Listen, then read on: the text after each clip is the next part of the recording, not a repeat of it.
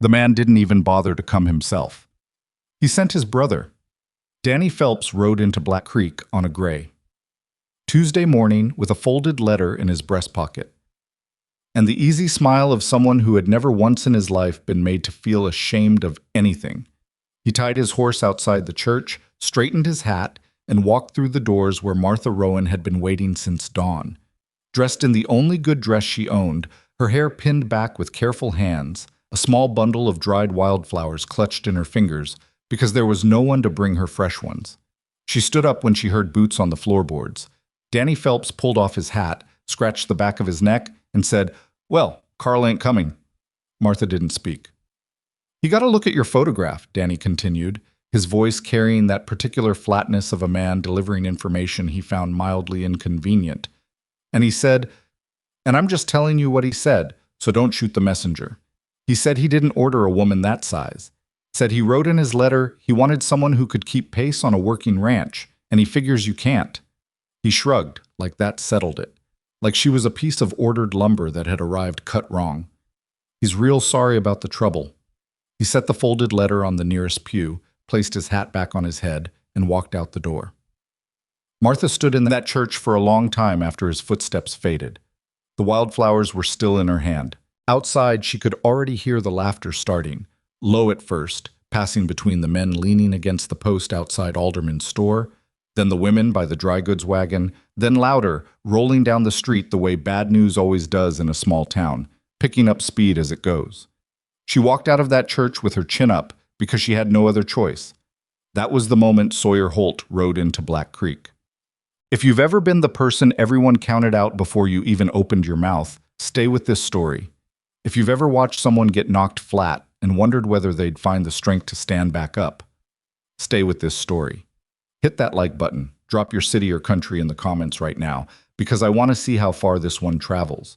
And if you're not following this channel yet, do it before this episode ends, because the stories we tell here have a way of getting under your skin. Now, let's go back to Black Creek, Montana, 1873. And let's see what happens when a stubborn cowboy does the one thing nobody in that town expected. Sawyer Holt was not a man who came to town for entertainment. He came to Black Creek twice a year, once before planting season and once before the first hard freeze. And both times he moved through the settlement with the focused efficiency of someone who had a list, intended to complete it, and had no interest in the social theater that frontier towns seemed to generate in endless supply. He bought his flour, his salt, his lamp oil. He asked after the mail. He left. He had been running his ranch alone for 6 years by then, up in the high country north of the creek, where the wind came off the mountains in November like it had a personal grievance. He'd built the main cabin with 2 other men who'd since moved on, one to California, one into the ground after a horse rolled on him. And he'd added the barn himself, board by board, during a summer so hot the pine pitch bubbled out of the wood before he could nail it flat. The ranch was functional. It was not comfortable. It was not warm in any way that didn't come from a fire and a stone hearth. But it was his, and that was what mattered. He had not planned to get married that day. He hadn't planned to get married ever, particularly. The idea had passed through his mind a few times over the years, the way most ideas do when a man lives alone long enough.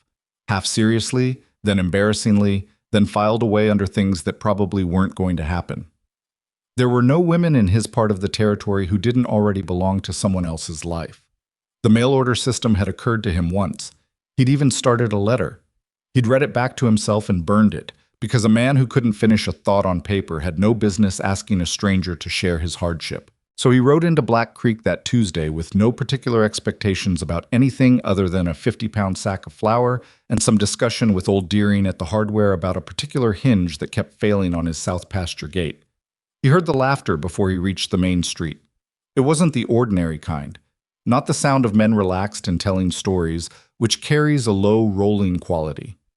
This was sharper, pointed, the kind that meant it was aimed at something specific, and that something specific wasn't in on the joke. He turned the corner and saw her. She was standing outside the church in a pale blue dress that had been pressed with care, her dark hair pinned up, and she was holding a bundle of dried flowers that she didn't seem to know what to do with anymore. The men outside Alderman's store were grinning at each other. One of them said something Sawyer couldn't quite hear, and the other one laughed loud enough to make a dog bark 3 buildings down.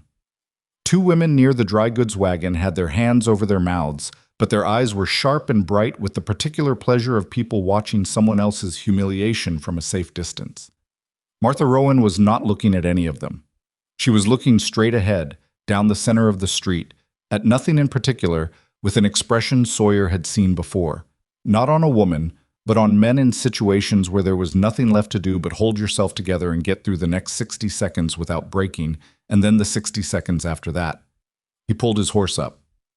"What happened?" he asked a man standing near the hitching post. The man, heavy-set, red-cheeked, someone's hired hand by the look of him, grinned. Mail-order fellow took one look at her picture and sent his brother to call it off. Said she was too big for ranch work. He shook his head with an expression that was trying to look sympathetic and landing considerably short. Can't blame him, I suppose. Man needs a woman who can work, not just... He gestured vaguely in Martha's direction. Sawyer looked at the man for a moment. Then he looked back at Martha. She had turned slightly, and he could see her face more clearly now. She was maybe 28, maybe 30. Her face had that particular quality that comes from a life spent doing hard things with limited help. Not worn exactly, but settled, like the grain in good wood. Her hands, he noticed, were not soft hands. There were calluses along her palms, along the inside of her fingers. This was not a woman who had spent her years being decorative. The man beside him was still talking, something about how it was a real shame, but what could you do? Sawyer was no longer listening. He tied his horse, walked across the street, and stopped in front of Martha Rowan. She looked at him with the wariness of someone who had already been surprised badly once that morning and had no intention of letting it happen again. "My name is Sawyer Holt," he said. "I've got a ranch about 14 miles north of here, up past the Second Creek crossing. I came down for supplies." He paused. "I heard what happened." "Then you heard everything worth hearing," she said. Her voice was level. She wasn't going to give him tears, and she wasn't going to pretend to be fine. She was just standing there, occupying the moment. "I don't know you," Sawyer said, "and I'm not going to pretend otherwise. But I'm looking at a woman who got dressed up and came to church and waited, and I know what it costs a person to do that. And I think the man who sent his brother instead of coming himself is a coward who doesn't deserve a minute more of your time." Something shifted in her expression, very slightly. "I'm also going to say," he continued, "that I came to town for flour and hardware, and I'm going home to a ranch that's got a good roof and a working well and enough firewood to last 3 winters, and no one in it." He stopped. He was aware that the entire street had gone quiet, which was unusual, because Black Creek was not a quiet town. "I know that's not how a man is supposed to say this. I don't have a good speech prepared. But if you'd consider marrying a stranger who at least has the decency to show up himself, I'd consider it an honor." The silence on the street had taken on a physical quality. It pressed against the storefronts and sat in the dirt and wrapped itself around the small group of onlookers like something they could lean against. Martha stared at him. "You don't know me at all," she said. "No," he agreed. "You don't know if I can cook, or if I'm difficult, or if I have some—" She stopped. "You don't know one thing about me." "I know you came to this church today and you're still standing up straight," Sawyer said. "That tells me enough." She looked at him for a long time, long enough that one of the women near the dry goods wagon leaned toward the other and whispered something. Long enough that the hired hand at the hitching post scratched his ear and looked away. "Where's your wagon?" Martha asked. "2 streets over." "Then let's not stand here giving these people any more to discuss." She walked past him toward the wagon. He turned and followed, and behind him, Black Creek erupted into the kind of noise that comes from a crowd that has just witnessed something that will be talked about all winter and most of the following spring. The wagon ride north was mostly quiet, not uncomfortable quiet. The particular quiet of 2 people who are sitting with an enormous amount of unsaid material and have mutually agreed to let the road handle some of it. Sawyer kept his eyes on the trail, which in November was rutted and frozen in uneven peaks that required attention. Martha sat beside him with her hands folded and her dried flowers still in her lap, which she seemed to have forgotten she was holding. After about 3 miles, she said, "I'm not going to tell you I'm easy to live with. I didn't ask. I'm organized to the point that some people find it irritating. I have opinions about how a kitchen should run. My mother used to say I was stubborn past the point of virtue. She paused. I think that's accurate. My nearest neighbor is a man named Greer who comes by twice a year and talks about his bad knee for an hour before he gets to anything else, Sawyer said. I'm not worried about opinions about the kitchen. Something that wasn't quite a smile moved across her face. What happened to your parents? He asked. He said it the way a man says something he knows might land wrong but asks anyway because not asking seems worse. Fever, she said. Both of them, 6 months apart. My father first, then my mother. She said it plainly. I sold the property to cover debts. There wasn't much left. She looked at the road ahead. The marriage arrangement with Carl Phelps was practical. I knew that. He needed help. I needed a place. She paused. I told myself that was enough to go on. Was it? I don't know. I never found out. They rode for a while without speaking. The mountains ahead of them were white along the upper ridges, and the light was that thin, pale gold that comes in late November when the sun doesn't get high enough to actually warm anything. My wife died, Sawyer said. He said it without preamble, which was the only way he knew how to say things. 3 years ago, childbirth. The child, too. He kept his eyes on the horses. I'm not telling you that because I want your sympathy. I'm telling you because it seems like the kind of thing a man ought to tell a woman before she decides to live in his house. Martha turned to look at him. What was her name? He glanced at her, surprised by the question. Most people either said they were sorry and moved past it or said nothing. Nobody had asked him that in 3 years. Eleanor, he said. She sounds like she mattered. She did. Martha turned back to the road. Thank you for telling me. They didn't speak again for the better part of an hour. But something had settled between them. Not warmth yet, not anything as definable as that, but a kind of honesty that made the silence easier to sit inside. The ranch looked exactly like what it was. A working property built by a man who understood function and had limited time for anything else. The main cabin was solid, the logs fit tight with good chinking, the chimney drawn in stone that someone had taken real care laying. The barn was larger than the cabin, which told Martha something about where Sawyer Holt's priorities lived. There was a woodpile that ran the entire length of the south wall, chest high, well split, stacked in the interlocking pattern that doesn't fall over in heavy wind. The yard between the barn and the cabin was churned mud that had frozen into ridges. There was a wagon wheel leaning against the fence that had been leaning there long enough to settle into the ground at an angle. It's not much for comfort, Sawyer said, which was the kind of understatement that required no response. It's solid, Martha said. That's more important. She climbed down from the wagon before he could offer a hand. Not from stubbornness, or not only from that, it was simply her habit. She'd been getting herself down from wagons her entire life. She walked to the cabin door and pushed it open. The interior was dim and cold and held the particular smell of a space where a man has been living alone for too long. Not dirty exactly, but stale, unwarm. The kind of space that has forgotten what it is to have someone in it who actually cared about it. There was a table, 2 chairs, a stone hearth, a rope bed with a wool blanket, shelves along the east wall with supplies organized in the rough, utilitarian way of a person who knows where everything is but has never considered whether the organization could be better. Martha stood in the center of the cabin and turned slowly. I'll need to move some things, she said. Move whatever makes sense. There should be more light. That west shutter is blocking half the afternoon. It's been like that. I know. That's why I'm mentioning it. He almost smiled. She saw it and looked away before either of them had to acknowledge it. He brought her things in from the wagon. The sum total of Martha Rowan's material life fit in 2 canvas bags and a wooden trunk that was heavier than it looked. He didn't ask what was in the trunk. She didn't explain. Some things a person carries without commentary, and a man with any sense learns to recognize the difference between a secret and simply a private thing. That night she built the first fire in the hearth. It was a practical act. The temperature dropped sharply after dark, and the cabin needed heat. But there was something about it. Watching the light change the room, watching the shadows retreat, watching the stone hearth do what it had been built to do, that made Sawyer sit in one of the chairs and realize that the room had been waiting for exactly this without him ever understanding that something was missing. They ate dried beans and salt pork, which was what he had. She didn't comment on it, though he noticed her looking at the supply shelves with an expression he would come to recognize as mental inventory, her eyes moving across the gaps, calculating what was missing, what needed to happen next. "You're almost out of salt," she said. "I know. And you've got enough flour for maybe 3 weeks if we're careful." "I was going to get more. Today was supposed to be—" He stopped. "Supply day," she finished. "Well, we'll make do with what's here and plan a list for when the road allows." She was quiet for a moment.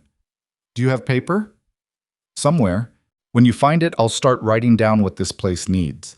Not just supplies. Organization. A plan for the winter months." She looked at him evenly. "I'm not telling you this is how things are going to be. I'm telling you this is how my mind works. If it bothers you, say so now." Sawyer leaned back in the chair. "I'm not bothered." "Good." She washed their 2 plates in the basin and set them to dry and went to bed on the south side of the rope mattress, in the way of 2 strangers who have made a practical arrangement and intend to honor its terms with dignity. Sawyer banked the fire and lay down on the other side with his boots off and his knife on the small table near his hand, which was habit and not specifically distrust. He lay awake for a while, looking at the ceiling beams. Outside, the wind had picked up. He could hear it working at the edges of the cabin, not finding much purchase because the chinking was good, but looking, always looking. In the morning, he thought he would dig out that paper. The first real test came 11 days later. He should have expected it. He'd seen the signs the day before, the way the horses were restless in the barn, the low-pressure headache that had been building behind his left eye since noon. But he'd been busy with the south fence, where 3 rails had come down under the weight of a deer that had tried to jump it and misjudged, and he hadn't paid the sky proper attention. The storm came in from the northwest around 3 in the morning, not a standard November blow. This was the kind that the old-timers in the territory talked about with a particular flat respect, the kind that killed livestock and disoriented men and buried entire woodpiles under 6 feet of consolidated snow in the space of a few hours. Sawyer woke to the sound of the barn shutters hammering and knew before his feet hit the floor that they had maybe 20 minutes before conditions outside became genuinely dangerous. He was pulling on his coat when Martha appeared behind him, already dressed, already wearing her heavy wool shawl over her shoulders. "The horses," she said. "I know." The grain barrel was near the north wall of the barn. "If that wall takes water—" "I know." He was moving. "Stay inside." "The grain barrel," she repeated. He pushed out into the storm. The wind hit him like something solid, not just cold but forceful, the kind that leans against a man and tests whether he's serious about moving through it. He got the barn door open, got inside, and found the horses wide-eyed and pulling at their ties. He worked quickly, checked the ties, got a lantern lit, found the grain barrel, and dragged it toward the center of the barn floor where the roof was strongest. He checked the water trough, checked the latch on the high window, checked everything he could check in the time he had. He came back into the cabin soaked and cold to find Martha at the fire, which she'd built up high, and a pot of something on the hook above it. "Sit," she said. "I need to check the north fence." "Not in that," she said without looking up from the pot. "You can't see 10 feet. Sit down." He wanted to argue. He almost did. Instead, he sat down because she was right, and he was tired enough that being right had more weight than usual. She handed him a mug. It was hot broth. She'd used the last of the dried beef and some of the precious onions from the small bag she'd brought from her own supplies, and it tasted like the best thing he'd eaten in 3 months, which it probably was. "You kept onions," he said. "I keep a lot of things," she said. She sat down across from him. "My mother always said that you get through a hard winter on what you thought to put up in September." He drank the broth and felt the cold back off by degrees. "The north fence can wait until morning," she said. "By then the storm will have moved through. It's moving fast," came from the northwest, which means it won't sit. 2 hours, maybe 3, and it'll drop to a manageable blow. He looked at her. "How do you know that?" "My father ran cattle in Kansas for 12 years before we moved to Wyoming. I grew up watching weather." She said it simply, without the inflection of someone proving a point, just information. "He used to say that the storms that want to kill you come in slow and stay. The ones that just want to scare you blow through quick. This one wants to scare us." They sat by the fire while the storm did its best work outside, and Sawyer found himself thinking, not for the first time in 11 days, but more clearly than before, that the people in Black Creek who had laughed had been looking at something very specific and missing everything that mattered. 2 weeks after the storm, Pete Greer rode over from his ranch to the east. Sawyer had expected the visit. Greer was not a man who could tolerate having something to discuss without discussing it, and the news that Sawyer Holt had come home from his supply run with a wife would have reached him within 48 hours through whatever frontier information network Greer maintained with the same dedication he brought to complaining about his knee. He came over on a Monday, tied his horse at the post, and knocked on the cabin door with the particular rhythm of a man who considers himself welcome and expects the door to open promptly. Martha opened it. Greer blinked. He was a tall, angular man in his 50s, weathered the way only men who've spent 20 years outdoors get weathered, with a jaw like the shelf of a granite outcropping, and eyes that had always struck Sawyer as the eyes of a man who was permanently suspicious that something was being withheld from him. He looked at Martha from her feet to her face with the unself-conscious appraisal of a man who doesn't quite realize he's being rude. "You're the one from Black Creek," he said. "I am," Martha said. She did not step back from the door. Phelps' woman.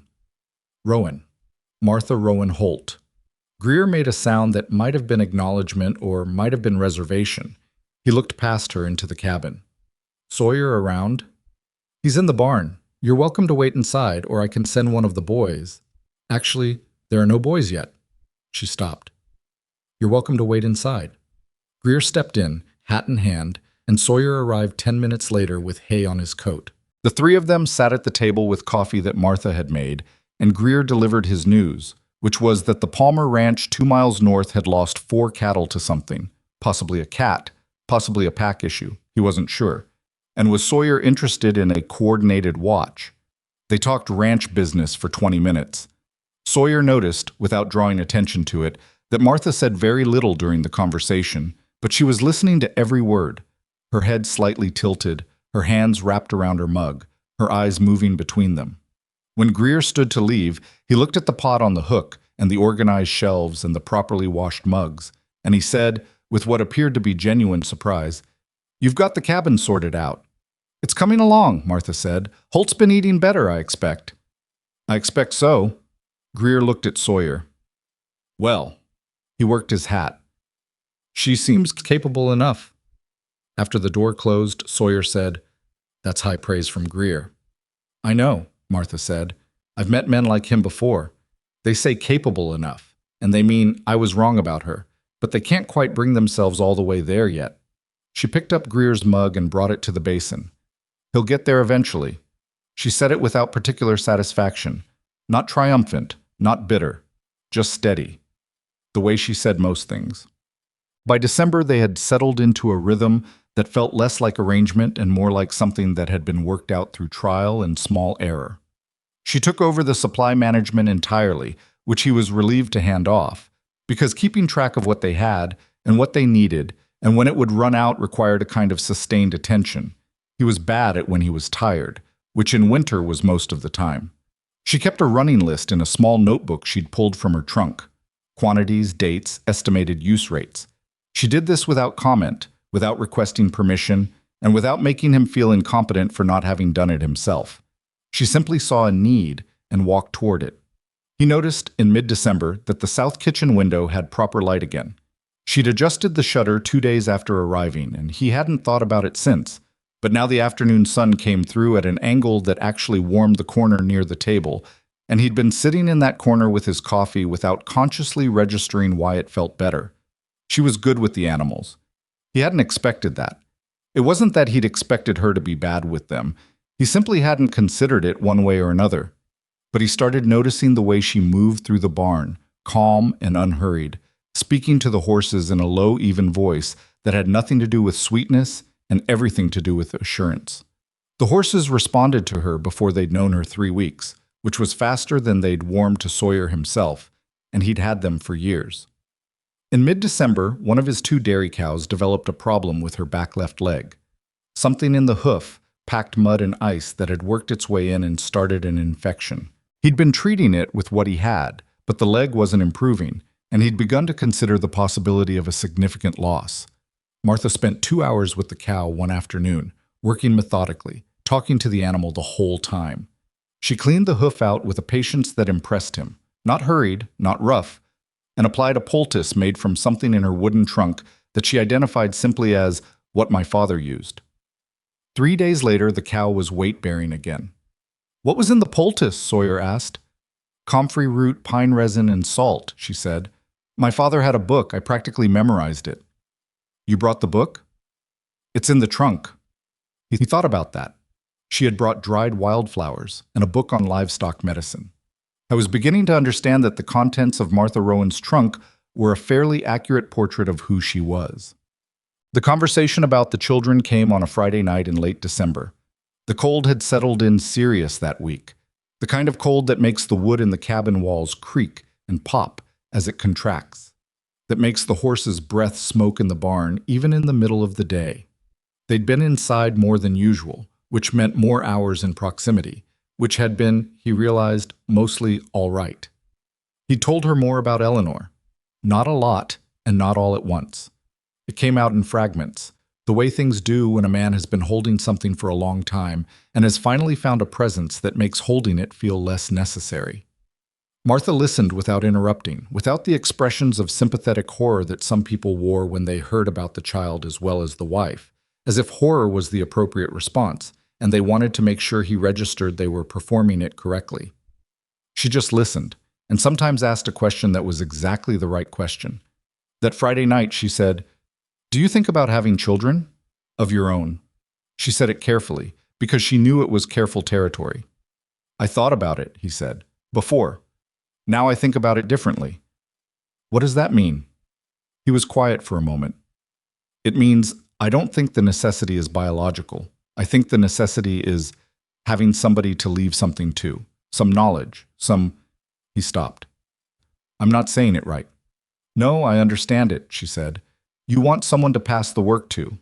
Not just the land, the understanding of the land, how to read it, how to work it." He looked at her. "Yes.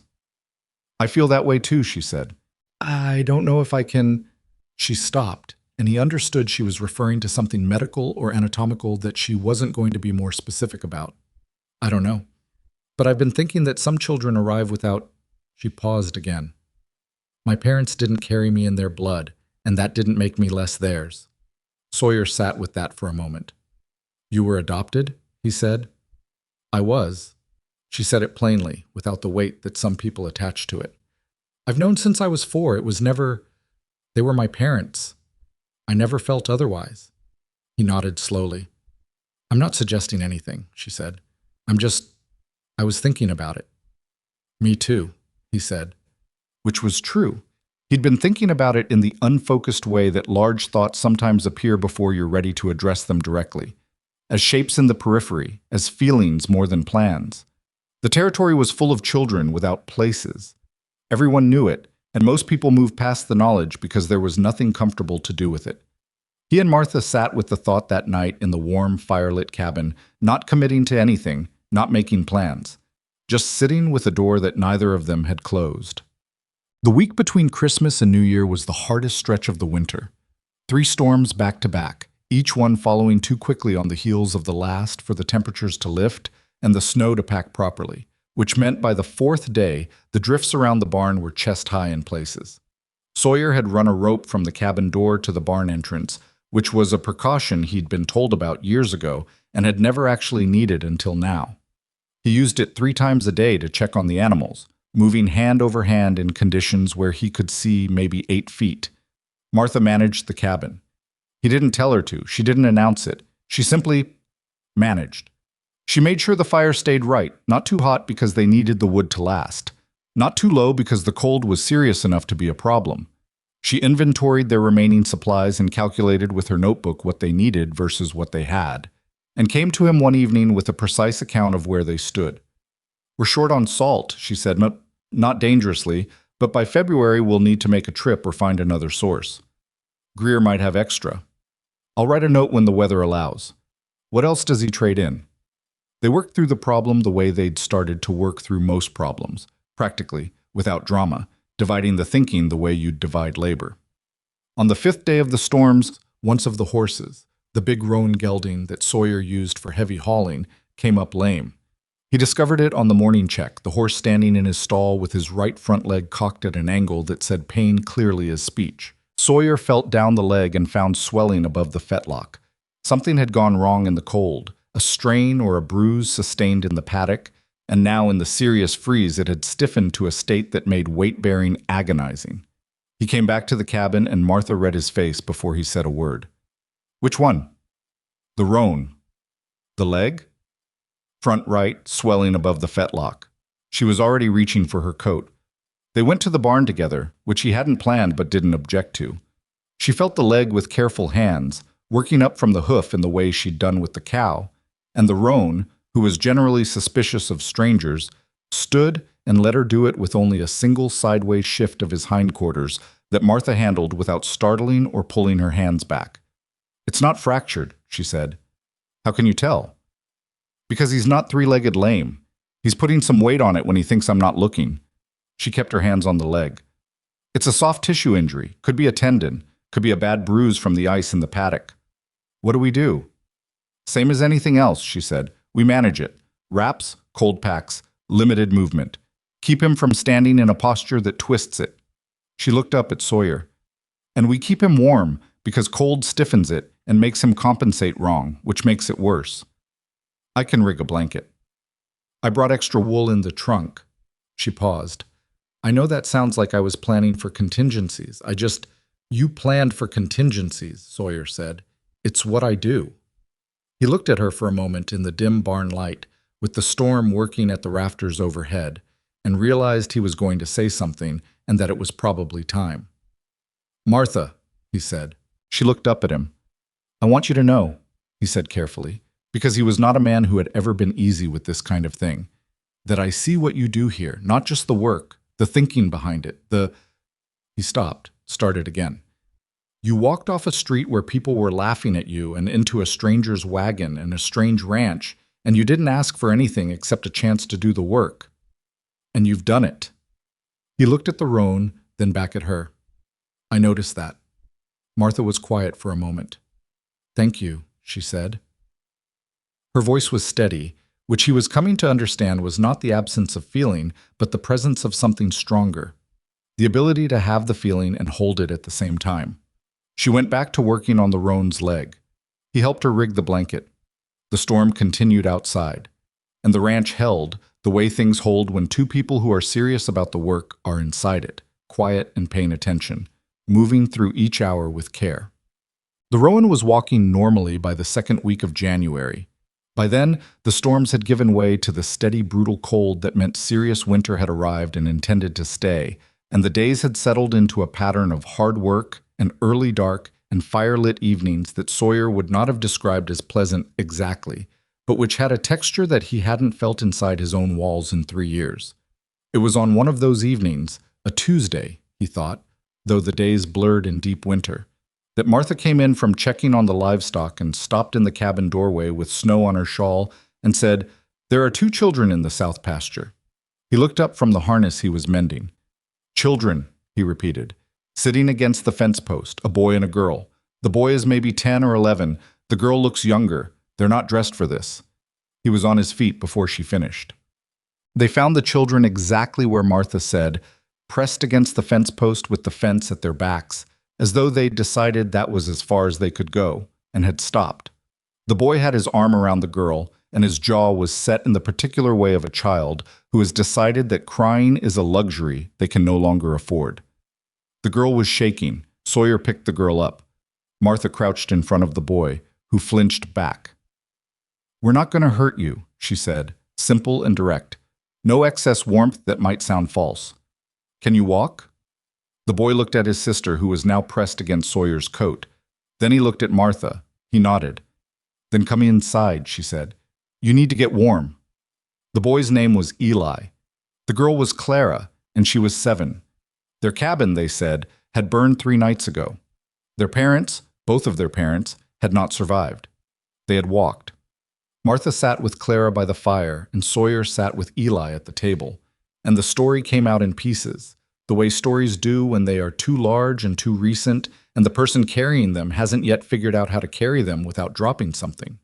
Eli was 11 and had managed the walk because he was 11 and had decided he would manage it, and that was that. Clara had made it because Eli wouldn't let go of her hand. That was the whole story, essentially, stripped of everything except the essential facts. They had no one, and they had walked, and they had arrived. Sawyer looked at Martha across the cabin.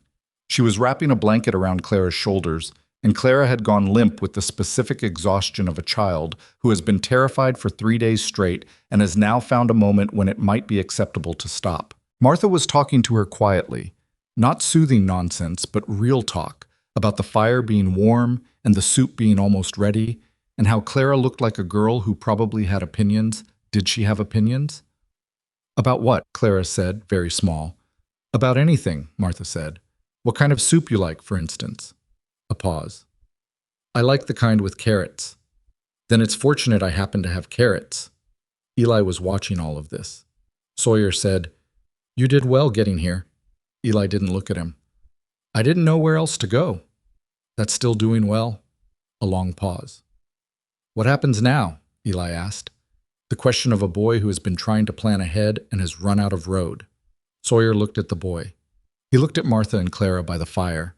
He thought about the conversation they'd had in December, about the door neither of them had closed.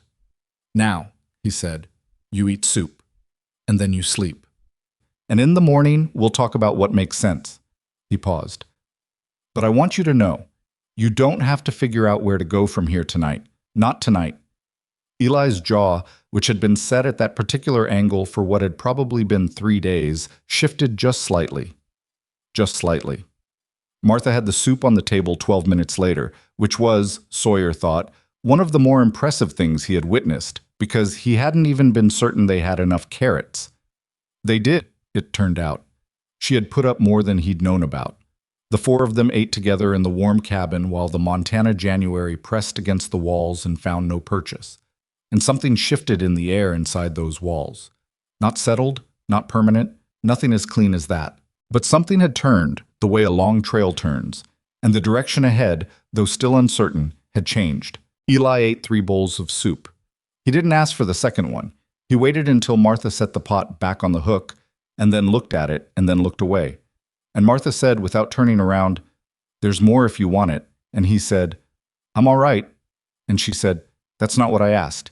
And he had the second bowl, and then the third. And after the third, he sat back from the table with the particular stillness of a boy whose body has finally been given what it needed and doesn't quite know how to process that yet. Clara had fallen asleep against Martha's arm sometime between the first bowl and the second. She hadn't announced it. She simply stopped holding herself upright and leaned, and Martha adjusted her arm without comment and kept eating. Sawyer watched all of this from across the table and said nothing, because nothing needed saying. After Eli finished, Martha carried Clara to the rope bed in the back corner, the one Sawyer had been using, which he had vacated with a single glance from Martha that communicated the reassignment cleanly and without discussion. She settled the girl under the wool blanket and came back to the table and looked at Eli. "Can you sleep?" she asked. "I don't know," he said. "All right." She sat down. "Then we'll sit here until you can." Sawyer got up and banked the fire for the night and came back and sat with them. The three of them didn't talk much. Martha asked Eli a few questions, not about the fire, not about his parents, but small things, the kind of questions that let a person know they're being seen without requiring them to perform anything. What did he and Clara like to eat? Had he ever been this far north before? Did he know how to read? "Some," Eli said. "My mother was teaching me." "Then we'll keep teaching you," Martha said. Simple as that. Eli looked at her. I was a serious boy with serious eyes, the kind that had probably been serious even before 3 days ago, and were now carrying something larger than boys his age should carry. "You don't know if you're keeping us," he said. It wasn't accusation. It was just the truth as he understood it, stated plainly, with the flatness of someone who had been disappointed enough times to stop assuming outcomes. Martha didn't rush to reassure him. Sawyer noticed that, the way she didn't reach for the easy comfort. "No," she said. "I don't know that yet. Neither do you. But what I do know is that tonight you're warm and you've eaten and your sister is asleep, and that's what tonight needed to be." She paused. Tomorrow? We'll figure out tomorrow. Eli was quiet for a while. Then he said, She cried the whole first night. Clara. She wouldn't stop and I didn't know what to do. You didn't have to do anything except stay, Martha said. And you did. Another silence. The fire settled. Outside, the cold had dropped another degree or two. You could hear it in the way the logs contracted, the small sounds a cabin makes when winter is serious about its work. Eli put his head down on the table and was asleep in under a minute. Sawyer and Martha sat across from each other in the low firelight, with the boy's head on the table between them and the girl asleep in the back corner, and neither of them spoke for a long time. Finally, Sawyer said quietly, The door we didn't close. Yes, Martha said. It's not how I expected it to open. No. She looked at the boy. But here we are. He exhaled slowly. I don't know what I'm doing. Neither do I, she said. But I think we should keep them. She said it with the same directness she applied to everything. Not impulsive, not emotional, but considered. I think we should try. They have no one else? Their family was from out of state. The mother had a sister somewhere. Eli mentioned Nebraska, I think. But he doesn't have an address, and he doesn't know if she'd... She stopped. He said his mother never talked about her much. Some kind of falling out. Sawyer looked at the sleeping boy. At the thinness of his wrists where his coat sleeve had pulled back. At the boots that were the wrong size, slightly too large, stuffed with what appeared to be rags at the toe. We'd have to go to town, he said. Make it official somehow. Find out what the territory requires. I know. And people will have opinions about it. She looked at him with an expression that was nearly amused. People already have opinions about everything we've done. What's two more? He almost smiled at that. Almost. All right, he said. All right, she agreed. They moved Eli to the floor near the fire. He barely stirred, with a folded blanket beneath him and another on top. Sawyer slept in the chair.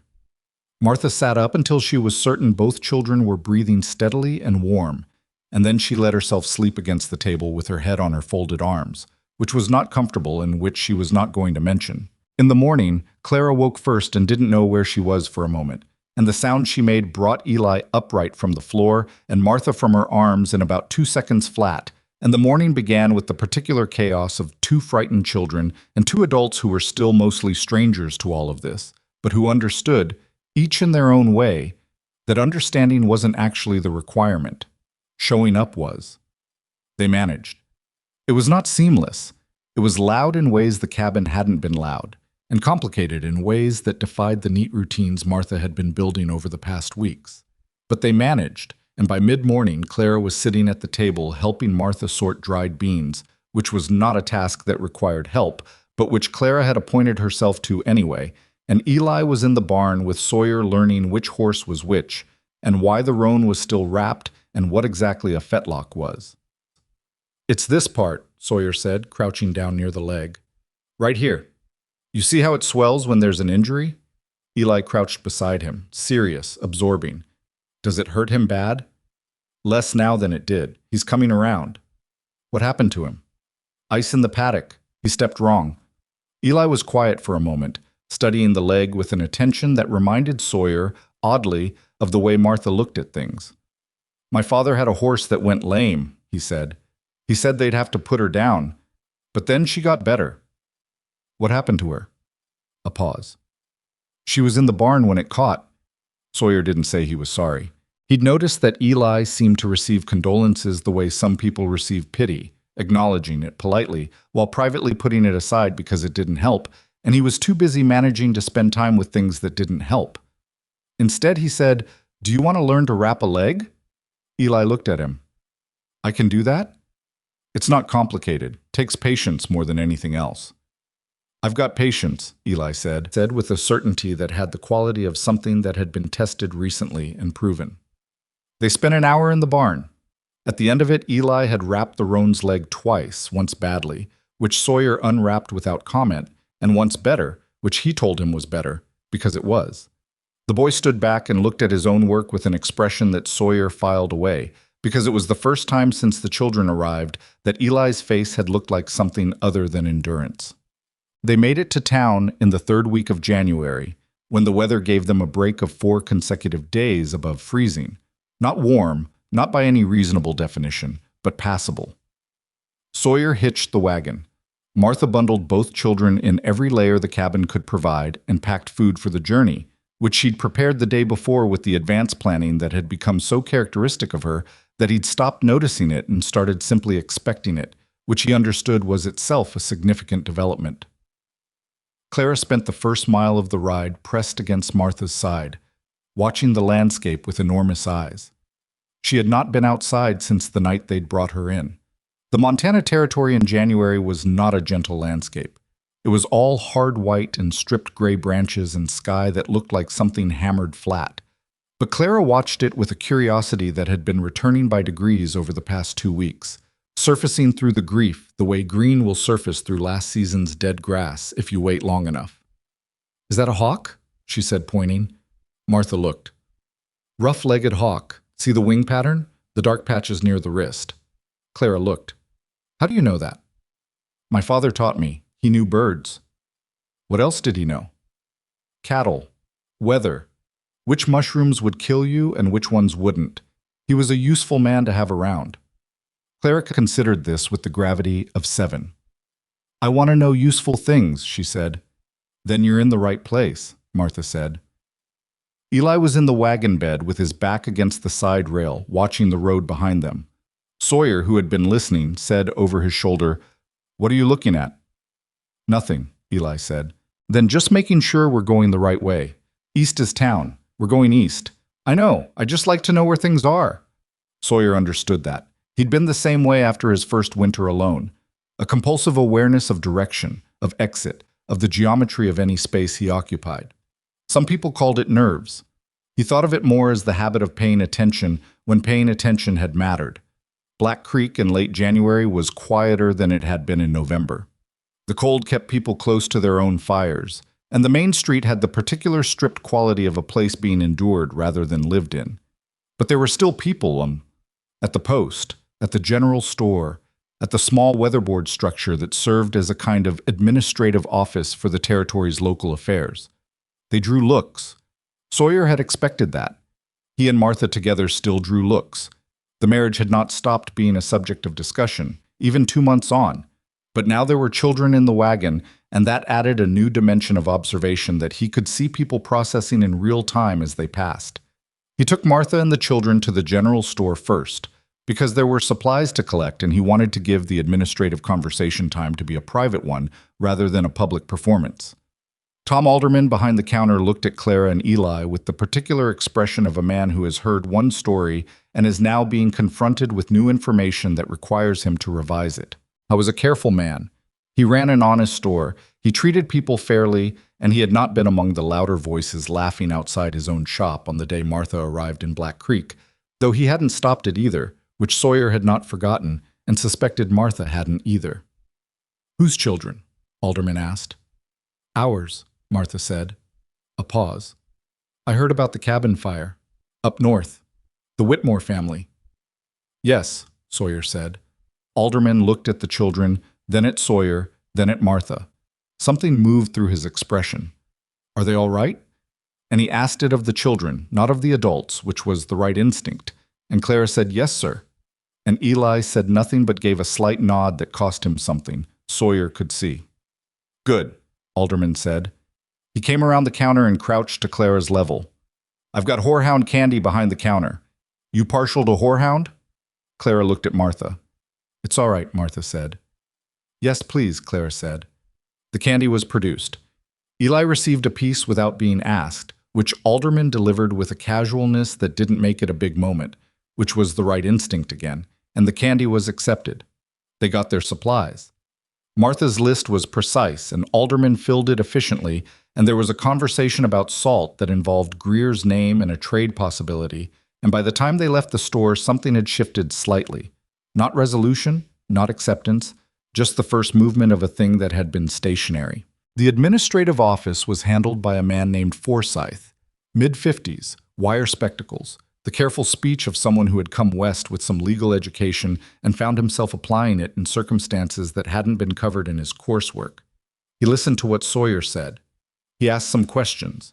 He wrote things down in a ledger with slow, deliberate strokes. The territory has provisions, he said, for informal guardianship in cases where the nearest kin are unavailable or unreachable. It's not a formal adoption that requires circuit court, and the circuit judge comes through in April. He looked at Sawyer over his spectacles. What you can do now is register yourselves as guardians of record. That gives you legal standing to make decisions about the children's welfare, schooling, medical care.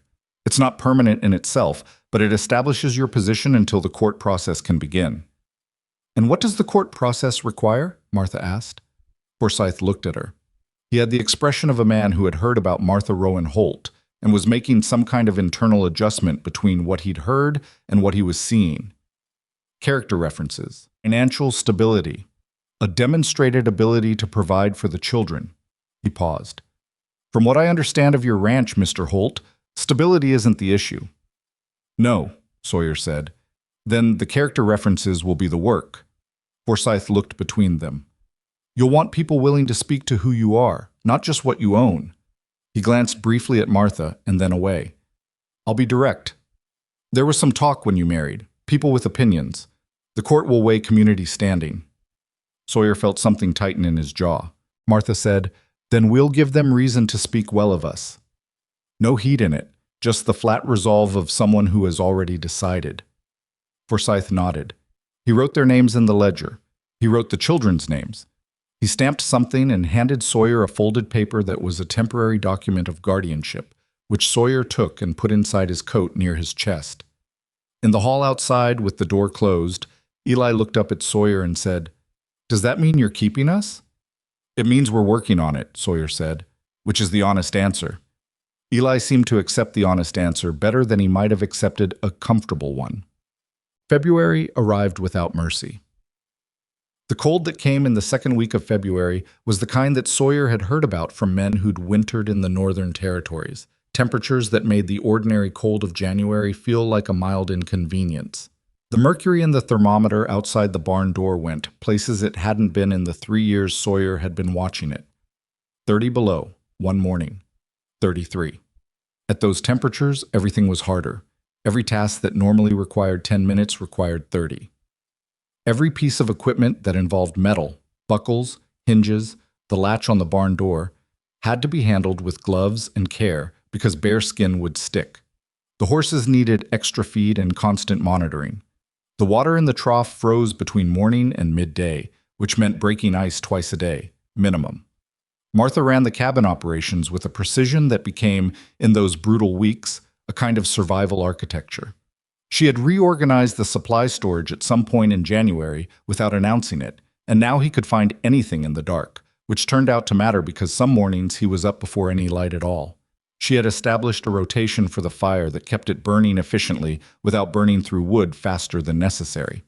She'd calculated, with her notebook, her running list, exactly how long their stores would hold at current consumption, and had identified 2 items that needed rationing and had begun rationing them quietly without making it a conversation. He discovered the rationing by accident when he noticed that his portions of salt pork had been slightly smaller than usual for a week. Not dramatically smaller, just measured. How long are we short? He asked. She didn't ask how he'd noticed. 14 days, if we keep the current pace. 8 if we're careful. Then we'll be careful. We're already being careful. She looked at him. Don't eat the second piece at dinner. He had not thought he was eating a second piece in a way that had consequences. He adjusted. The children adapted to the cold with the animal pragmatism of young humans who don't have the option of not adapting. Eli took on the job of breaking ice in the morning trough before Sawyer asked him to, which he discovered when he came to the barn one morning and found it already done. He said nothing about it to the boy. He simply checked the quality of the work, which was thorough, and moved on. Clara was harder to read. She was 7, and she had lost her parents 12 days before they'd arrived at the ranch, and grief in a 7-year-old doesn't run on a schedule that adults find convenient. It came out in strange moments, not at night, as he might have expected, but in the middle of ordinary tasks, in the middle of a sentence, sometimes in the middle of a meal. She would go quiet and distant in the specific way that meant she was somewhere else entirely, and then she would come back, and sometimes she would say something about her mother, about something her mother used to do or say or make, and wait to see how the room received it. Martha received it well. Sawyer received it less well, not because he didn't care, but because he was bad at these moments in ways he couldn't quite fix. He reached for practical things to say, for problems to solve, and this was not that kind of problem. He watched Martha handle it and tried to understand how she did it, and what he came to after some days of watching was that she mostly just let the girl talk. She didn't redirect. She didn't say that things happen for reasons, or that time would help, or any of the things people say when they don't know what else to say. She just listened, and when Clara finished talking, she said something real back. One afternoon, Clara said, "My mother used to put her hair in 2 braids. Did she? Martha said. She had long hair, brown. She did mine the same.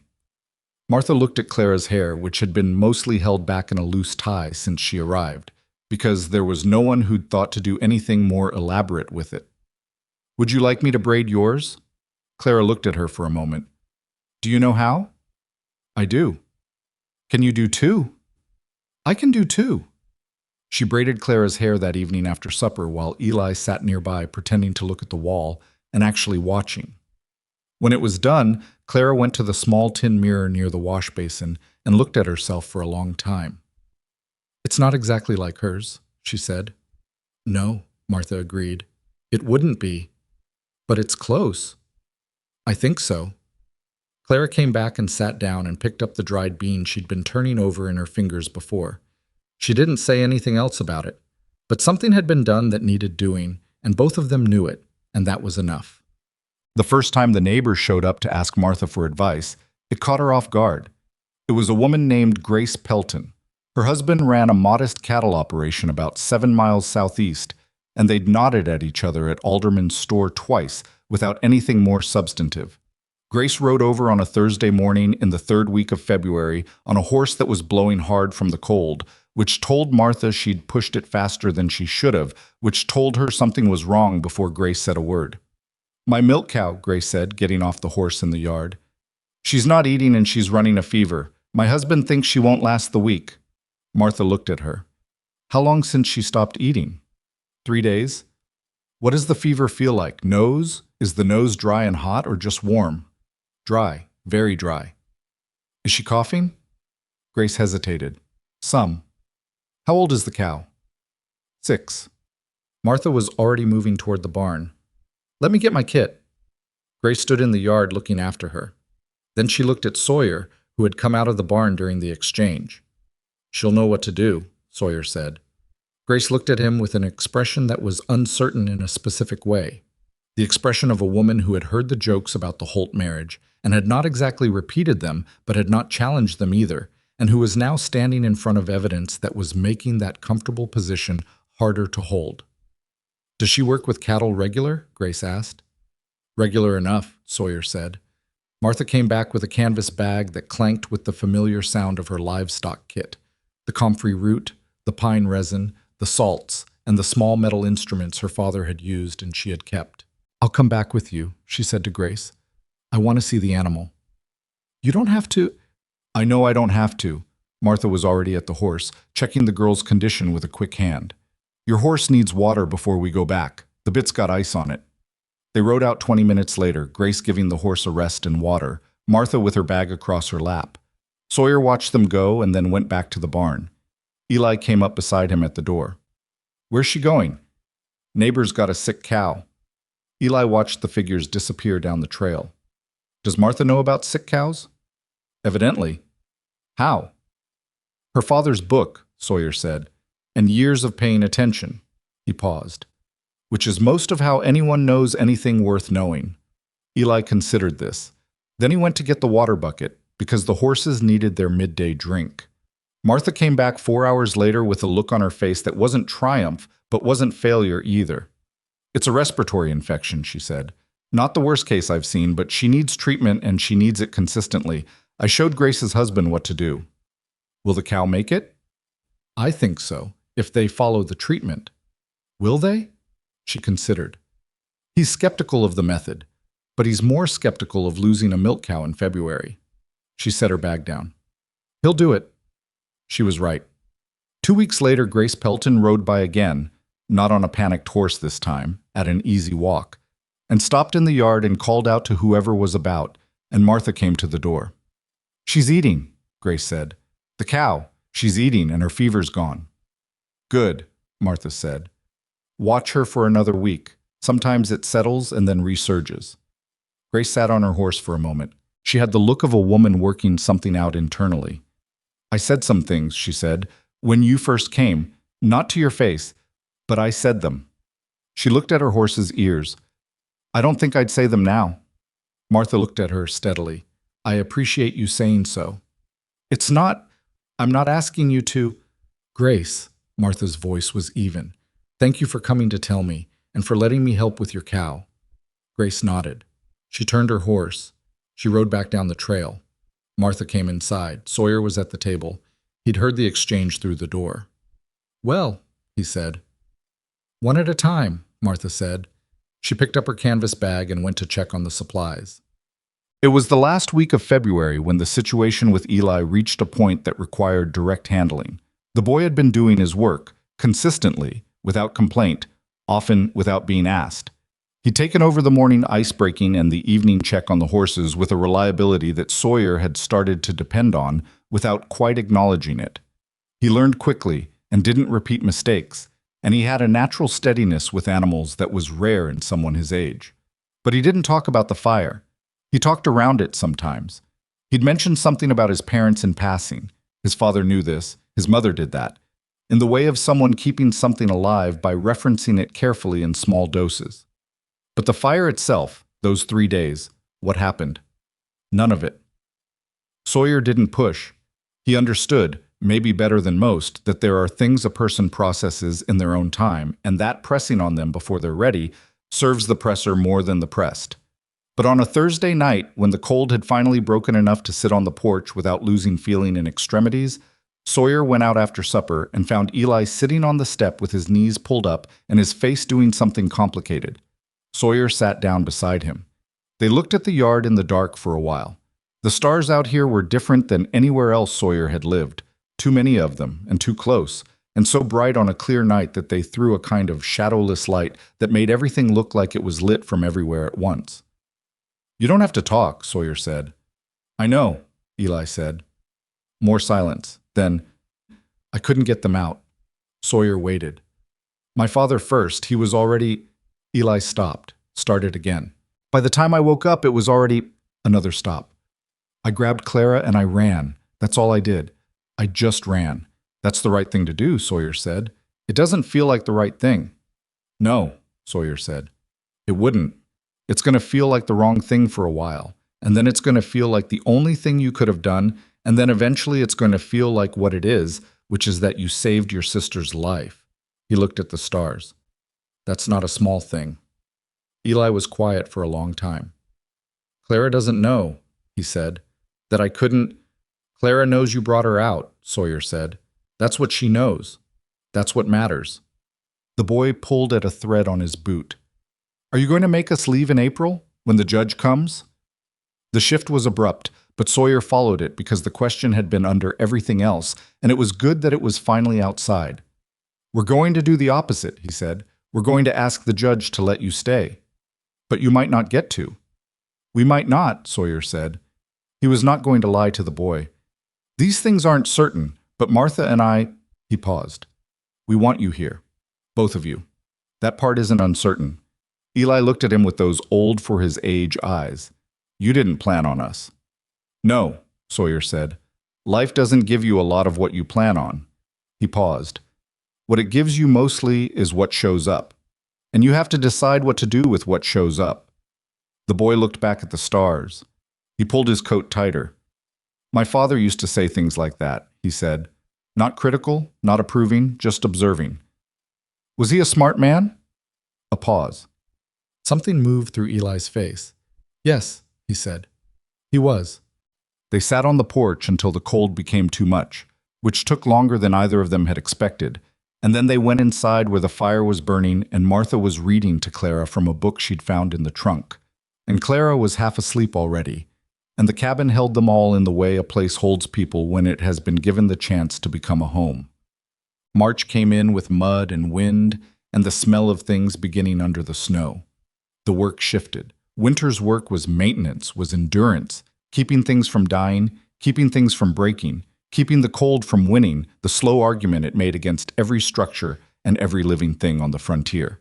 Spring's work was different. Spring's work was beginning. Sawyer started looking at the fields in the way he only looked at them this time of year, not seeing what was there, but calculating what could be. He walked the south acreage on a morning in early March, when the ground was still mostly frozen, but the top inch had gone soft, and he stood in the middle of it and did the math. He did every year. What to plant, where, how much seed he had, what he could expect. Martha came and found him there.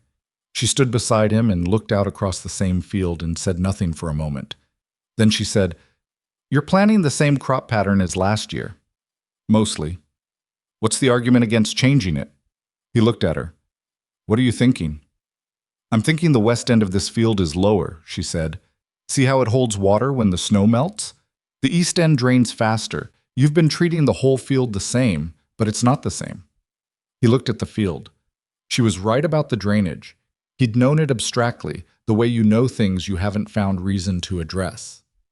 What would you do with it? The west end wants something that tolerates wet feet. Beans, maybe, or root vegetables. The east end can go to grain. It'll drain right and warm up faster. She paused.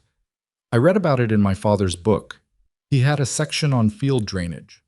The livestock book." "He had two books," she said mildly. Sawyer looked at the field for another moment. Then he looked at her. The early March light was the first light in months that had any actual warmth in it, thin and pale still, but present in a way that January light simply wasn't. It caught her face at an angle that he noticed without intending to, and then noticed that he'd noticed. "All right," he said. "Show me what you have in mind." She pulled the notebook from her coat pocket. She'd already sketched it out.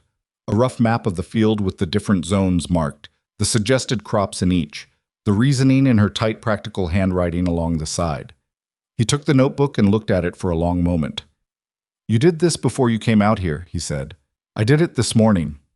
Before breakfast. I got up early." She took the notebook back. "Do you want to argue about when I did it, or do you want to talk about whether the plan makes sense?" "The plan makes sense," he said. She put the notebook away. They walked the field together in the cold March morning, and she showed him the drainage patterns with the eye of someone who'd been reading landscapes her whole life. Not formally, not the way a surveyor would, but the practical reading of a person who understood that the land tells you things if you know how to look. He listened. He asked questions. Some of her answers surprised him.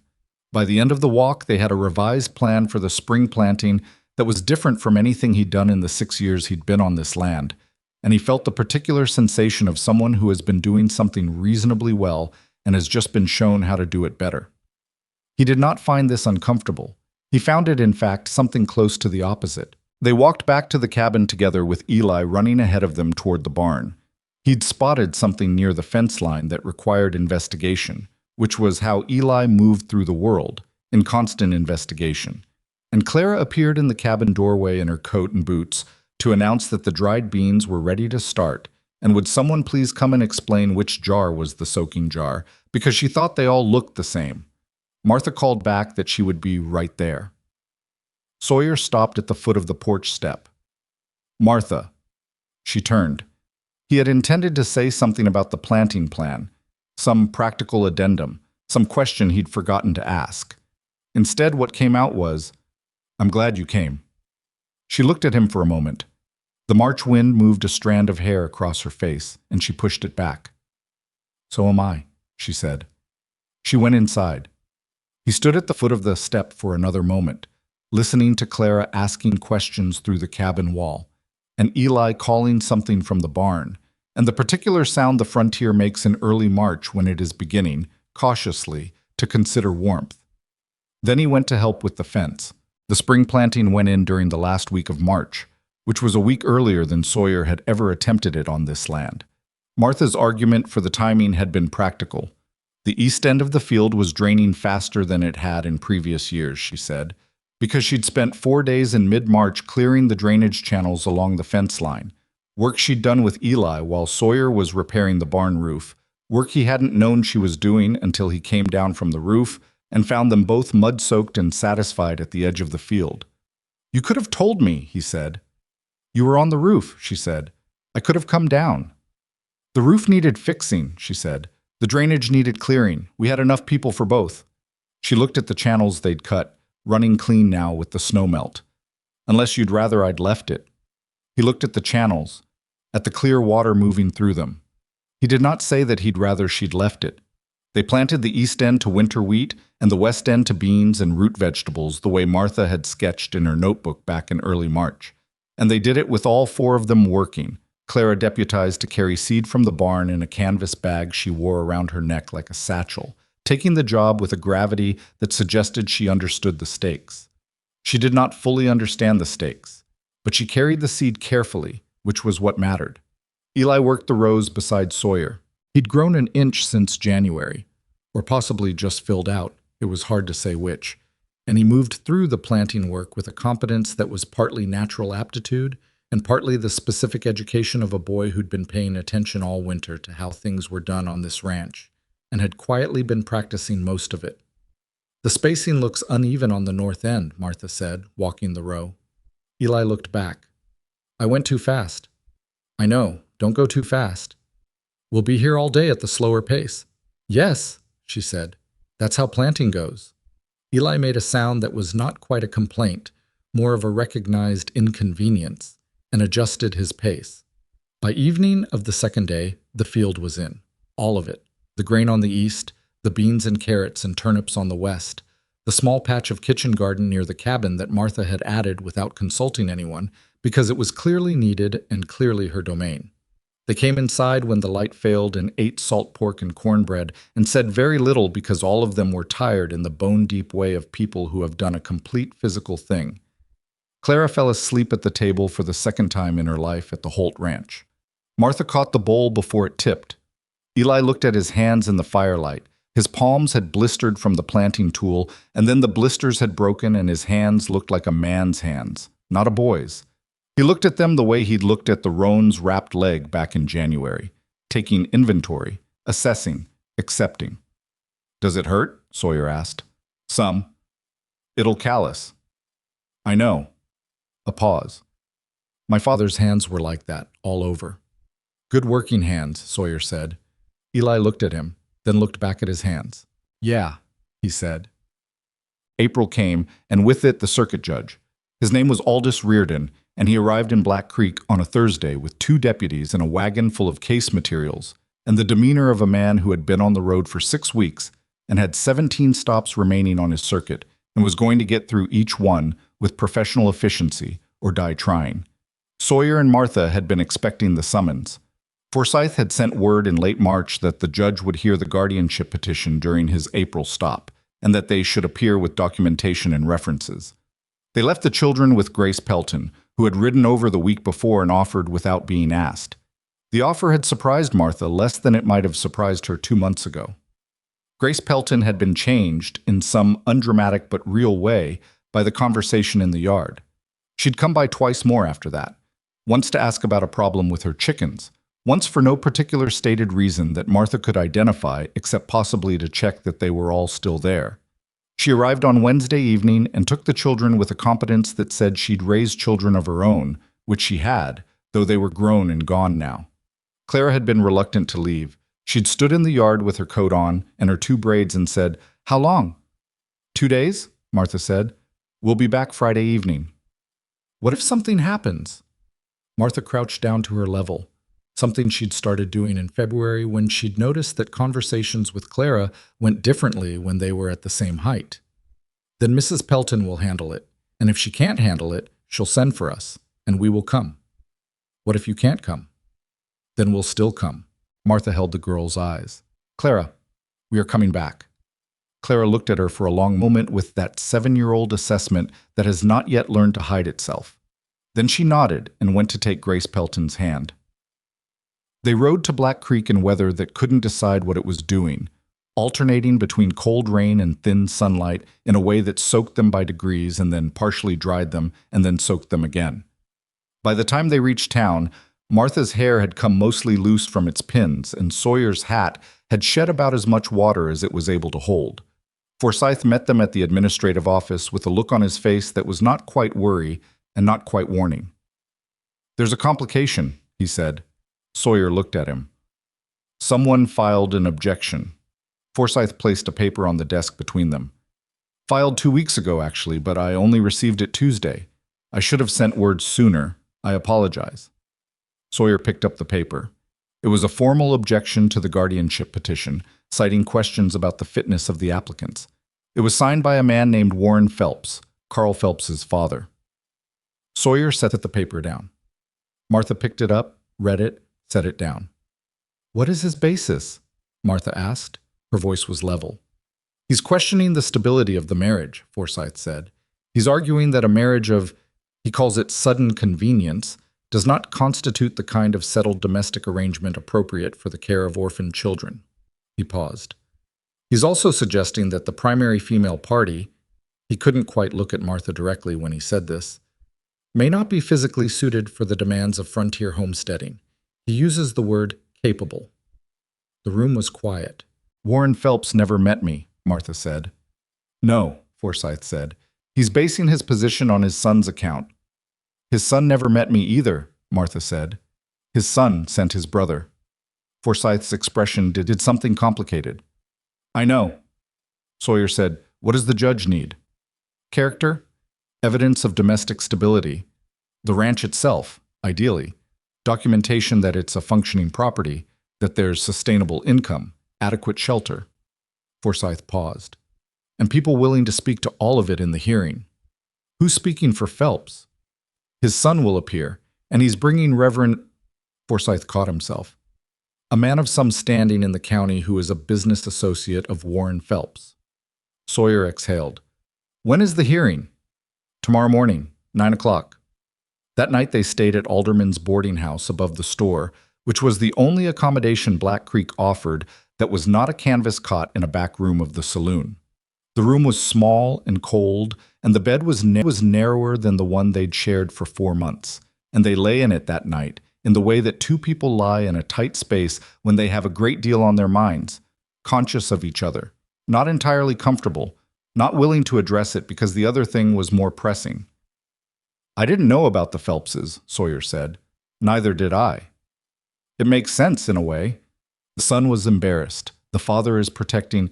"It's not about protection," Martha said. "It's about the fact that I humiliated Carl Phelps by marrying someone else the same day, and his father has decided to express that humiliation in the one way available to him." She paused. "It's petty."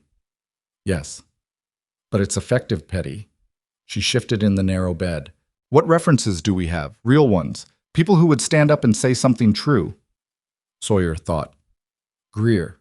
He's got no reason to flatter us, which makes him more credible." "Grace Pelton," Martha said. "She'll come if we ask." "Tom Alderman might speak. He's not friendly exactly, but he's fair." Forsyth said it needs to be established community members, people the judge considers credible. She was quiet for a moment. "There's one other person." He waited. "Doc Hennessy," she said. "I treated his neighbor's cattle last month. The Harlan family. Their cow had the same respiratory issue as Grace's. He was there when I worked on her. He saw." Sawyer turned his head. "Hennessy is a doctor. He's also the closest thing this territory has to a veterinary authority. If he says the work was sound, that carries weight." She paused. "I don't know if he'll come. I can ride out tonight. You'll be exhausted for the hearing. Martha." He looked at her in the dark room. "Let me ride out." She looked back at him for a moment, then, "Be back by 7. He was back by 6:30. Hennessy had agreed. The hearing was held in Forsyth's office, which was not large enough for the purpose, but was the only official space in Black Creek that wasn't a church. Judge Reardon sat behind Forsyth's desk with the 2 deputies flanking him and the quality of a man who was going to give this matter exactly as much time as it deserved, which was a reasonable amount, and then he was going to move on. Carl Phelps was there. Sawyer had not seen him before. I was younger than expected, maybe 25, with the look of a man who had inherited a comfortable situation and was accustomed to things going in his direction. He sat in the chair to the right with his hands on his knees and looked at Martha the way someone looks at a fact they've decided to dispute. Martha sat with her hands folded and looked at the judge. Carl's associate, a heavy-set man in a good coat named Drummond, who appeared to function as Carl's informal counsel, had prepared a statement. He delivered it in the smooth voice of someone who'd made statements before and understood their rhythm. The marriage was impulsive. The female party was unknown in the region. The children had been taken in without proper authority. The domestic situation was irregular. The female party's physical condition raised questions about her ability to sustain frontier labor. Martha did not move during any of this. The judge listened with the flat attention of someone who was taking notes internally and reserving judgment. When Drummond finished, Reardon said, "Response." Forsyth presented the documentation, the ranch deed, the supply records, the livestock inventory, and this was Martha's addition, which she'd handed to Forsyth that morning, her notebook. 3 months of supply management in tight handwriting, quantities, dates, calculations, consumption rates. The notation of the storms and what decisions she'd made during each. The livestock treatments and their outcomes. The planting plan with its drainage analysis. Reardon looked at the notebook for a long time. He turned pages. He looked up at Martha. "You kept this?" "Yes, sir." "From when?" "From the second week of November, when I arrived." He turned more pages. "This is the Whitmore children's arrival?" "Yes, sir, January 14th. He read something. Then, "You had the children sleeping inside within 2 hours of finding them." "Within the hour," she said. He closed the notebook and set it down and called the first reference. Greer came in and sat down and told the judge about the Holt Ranch with the unembellished specificity of a neighboring rancher who had been watching that property for 6 years. He said the place had been functional before Martha arrived and was considerably better managed since. He said this without any warmth. It was purely observational, which was what made it effective.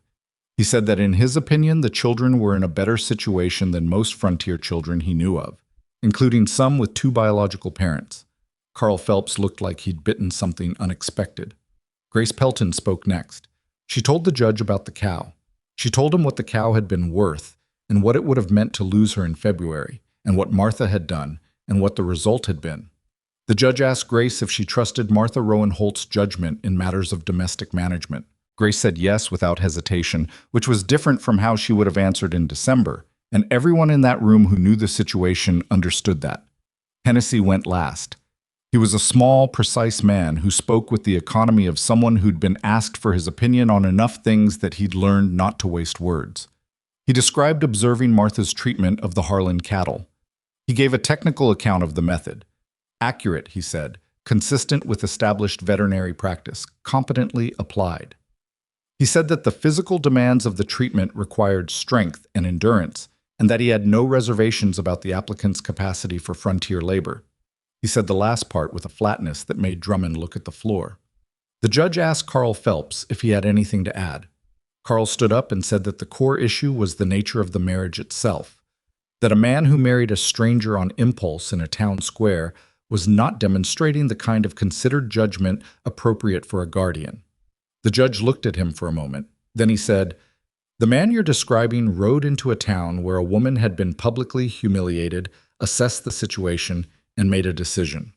The decision appears to have produced a functioning household, a well-managed property, and 2 children who are alive and cared for." He paused. "I've seen worse judgment from men who thought about things for months." Carl sat down. Reardon looked at his papers for a long moment. The room was very quiet. "Petition for guardianship is approved," he said. "I'll enter the record for formal adoption proceedings at the October session, assuming circumstances remain as documented." He picked up his pen. Next case. Outside the office, in the cold April air, Sawyer stood with Martha on the wooden sidewalk, and neither of them said anything for a moment. Then Martha let out a breath she appeared to have been holding for about 12 hours. It wasn't a dramatic thing, just an exhalation, steady, controlled, and slightly longer than usual. "October," Sawyer said. "6 months," she said. "We'll manage 6 months." "We've managed worse." She looked down the street. Carl Phelps was leaving the office behind them, and he walked past without looking at them, which was the most they could have hoped for. "We should send word to Grace. The children will want to know." Tonight, he said. We'll tell them tonight. She nodded. She was already thinking past the moment to the next thing, because that was how she moved. He had come to understand that about her. The forward-facing quality of her attention, the inability to sit in a moment that had been handled when there were moments ahead still needing handling. He understood it because it was, more or less, how he moved too. They were alike in that particular way, which had made some things easier and some things more difficult, and all of it more honest. Martha, he said. She looked at him. He had about 6 things he could have said and chose the simplest one. Thank you for the notebook. She looked at him for a moment. It was just a record. No, he said. It was everything. She turned away first, which she usually did when he said something that required more response than she was ready to give in public. But he caught the side of her expression before she turned, and what he saw there was not nothing. They were back at the ranch by dark.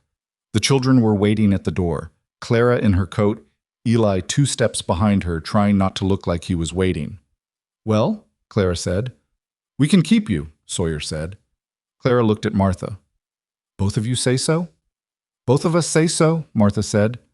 Clara turned around and went inside, and from inside the cabin they could hear her saying something to no one in particular in a voice that was trying to be ordinary and landing slightly above ordinary, which was close enough. Eli stood in the doorway. He looked at Sawyer and then at Martha, and then he nodded in the slow way he had, that considered, deliberate nod that meant he had taken the information in and placed it somewhere he intended to keep it. Is it permanent? He asked. October, Sawyer said. Formal adoption in October. This is the step before that. Eli absorbed this. 6 months more of being careful. 6 months more of what we've been doing, Martha said, which isn't being careful, it's just living. Eli thought about the distinction. Then he stepped back to let them inside. The drought came in June without warning, or rather it came with the kind of warning that only makes sense in retrospect. The way the May rains stopped 2 weeks earlier than they should have, the way the creek ran lower than it had by the 3rd week of that month, the way the ground in the west end of the field started developing the surface cracks that mean the moisture is leaving faster than it's arriving. Martha had seen it before. She'd noted it in the notebook and not said anything yet because you didn't call a drought until you were certain, and you didn't want to be certain. By mid-June, she was certain. She brought it to Sawyer on a Tuesday evening with the notebook open to the page where she'd been tracking the creek level and the rainfall dates and the soil condition assessments she'd been making every 3 days by digging down 4 inches in different parts of the field and checking the moisture. He looked at the numbers. He didn't need her to explain what they meant. How bad? He said. Bad enough to matter, not yet bad enough to lose everything. She turned a page. The wheat on the east end is most at risk. It needs consistent moisture at root level right now, and it's not getting it. The beans and root vegetables have deeper roots. They'll hold longer, but not indefinitely. What do we do? She had the answer ready, which was not because she'd assumed he'd ask, but because she'd been thinking about nothing else for 2 weeks. We dig irrigation channels from the creek to the field. The creek is low, but it's running. If we move water to the field instead of waiting for the sky to send it, that's significant work, Sawyer said. Yes. The 2 of us and a boy. And Grace Pelton's husband, if he'll come. And possibly the Harlan boy. I heard he's between jobs. She paused. I can ask. Sawyer looked at the notebook. He looked at the field through the west window, which in the evening light showed the beginning of the yellow-brown quality that means stress, the color of something using more than it has. Greer's land will be in the same position, he said. Yes. He'll want to be part of this. Probably. Then let's go to Greer first. He closed the notebook and handed it back to her. In the morning. Greer looked at the notebook numbers with the expression he applied to most things. A deep skepticism that was, at its core, simply caution, the habit of a man who'd been wrong before and had learned to be slow with his confidence. He turned pages. He looked at the creek level measurements. You've been tracking this since May, he said. Since the 14th, Martha said. And you think it's going to hold at drought through July? Through August at minimum, she said. Look at the pattern. May to June rainfall is down 40% from last year, and last year was already dry. The creek won't recover without substantial rain, and there's nothing moving in from the northwest. Greer looked at Sawyer. She always talk like this? When she's got something to say, Sawyer said. Greer made a sound. He looked at the notebook again. He looked at his own fields through the small window of his cabin, which showed the same beginning of stress visible on the Holt land. He rubbed his jaw. The irrigation channel, he said. You've got a plan for that? I have a sketch, Martha said. She turned to the back of the notebook where she'd drawn the channel route, 3 lines running from the creek to the field, using the natural grade of the land to move water without requiring pumping. 2 main channels and 1 secondary. The main channels go to the wheat and the beans, the secondary. I can see it, Greer said, not rudely, just quickly. He was studying the sketch with serious attention now, his earlier resistance having given way to the particular engagement of a man who has suddenly realized the person across from him actually knows something. This grade here, near the tree line. It's steeper than it looks, Martha said. You'd need to line it. Not the whole length, just that section. Otherwise it cuts and collapses. Greer looked at her. You've dug irrigation before. My father had a field in Wyoming with the same problem, she said.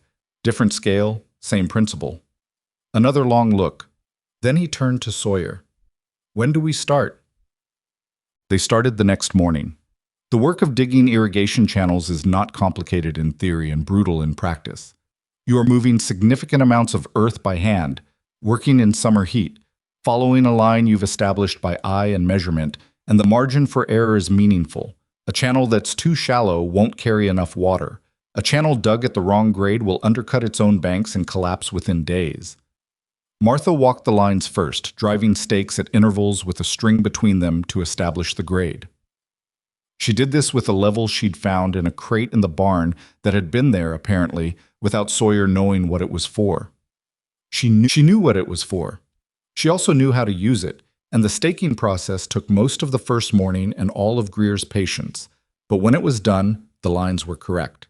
Sawyer, Greer, and the Harlan boy, whose name was Miles and who was 19 and quiet and strong, did the digging. Eli worked beside them. He had not been asked, formally.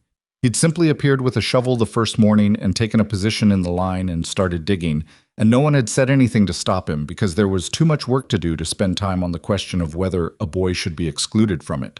He dug with a determination that Sawyer watched from the corner of his eye during the first day and stopped watching during the second because it was no longer something that required watching. It was just Eli working. Clara was assigned water delivery, which was her own suggestion. She appeared at the field at intervals throughout the day with a bucket and a tin cup and moved down the line of workers without being asked, which Clara had taken to doing, identifying the thing that needed doing and doing it before someone could tell her to, which was a quality that Martha recognized as exactly her own and found privately amusing. The channels took 4 days. Not clean, smooth days, days broken up by a section that collapsed and had to be redug, by a grade calculation that turned out to be slightly off and had to be corrected, by one morning of unexpected rain that raised everyone's hopes and then stopped after half an hour and raised nothing at all. But at the end of the 4th day, they opened the inlet at the creek and watched the water move. It moved slowly at first. Then it found the grade and committed to it, and it went, brown-edged and purposeful, down the channel toward the field. They stood and watched it. Greer made the same sound he made when he was about to say something he didn't have the words for. He made it twice. Then he said, "Well." "Well," Sawyer agreed. Martha was making notes in the notebook. She didn't look up. She had already moved to the next calculation. How much water the channels would deliver per hour, at what rate the field would benefit, whether the secondary channel needed adjustment. She was already 3 steps ahead. Miles Harlan looked at Sawyer. "Your wife figured this out?" "She did." He looked at the water moving in the channel. "My father says the Holt place is the only one in the valley that'll make it through this summer." "Your father may be right," Sawyer said. "He's annoyed about it," Miles said. "Not critical, just reporting. He can't figure out how you're ahead of it when everyone else is already behind."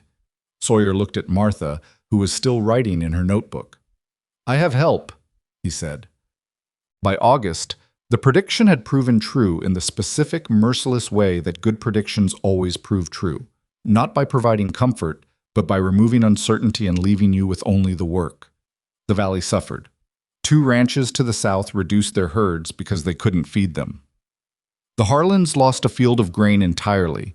The east section, which sat too high and too dry to be reached by any irrigation scheme they could manage on short notice with summer already halfway gone. Greer's property held because the channel that ran to his east field had been planned correctly, but his west parcel was a different situation, and he was supplementing his cattle feed from his own grain stores in a way that was going to be a problem by October. And there was talk about selling. Sawyer heard it at Alderman's store in July. 3 men standing near the counter with the particular tone of conversation that means the difficult thing is being discussed sideways, because saying it directly makes it more real. 2 of them, he gathered, had received offers for their land. From a man named Casper Doyle, who had ridden through the valley in June and made himself known as an agent for Eastern land interests, and had the smooth manner of someone who had been trained to appear as though he was doing you a favor. Sawyer came home and told Martha. She set down the jar she was preserving and looked at him. "Who's made offers?" she asked. "The Brant parcel, from what I can tell, and possibly the Morrison place on the north end." "What's the price?" "I don't know, but Greer mentioned it's well below what the land is worth in a good year, and both those men are in positions where they might not be able to hold out for a good year." Martha picked up the jar again, so began working the lid slowly. "And if they sell, what happens to those parcels?" "Land companies aggregate," Sawyer said. "They buy 4 distressed parcels and consolidate and sell the consolidated property at premium to a cattle syndicate, usually, runs the small operators out." "And Doyle's timing. He came in June," she said, "when the drought was becoming clear." She looked at him. He knew. Either he saw it coming, or he was told to look for vulnerable properties. "This isn't—" She stopped. "He's not a buyer. He's an agent for someone who identified this valley as a target." Sawyer sat down. He'd been thinking the same thing, but not quite in those words. "The Brant place," Martha said. "If they sell, what's the property line to us?" "About half a mile east."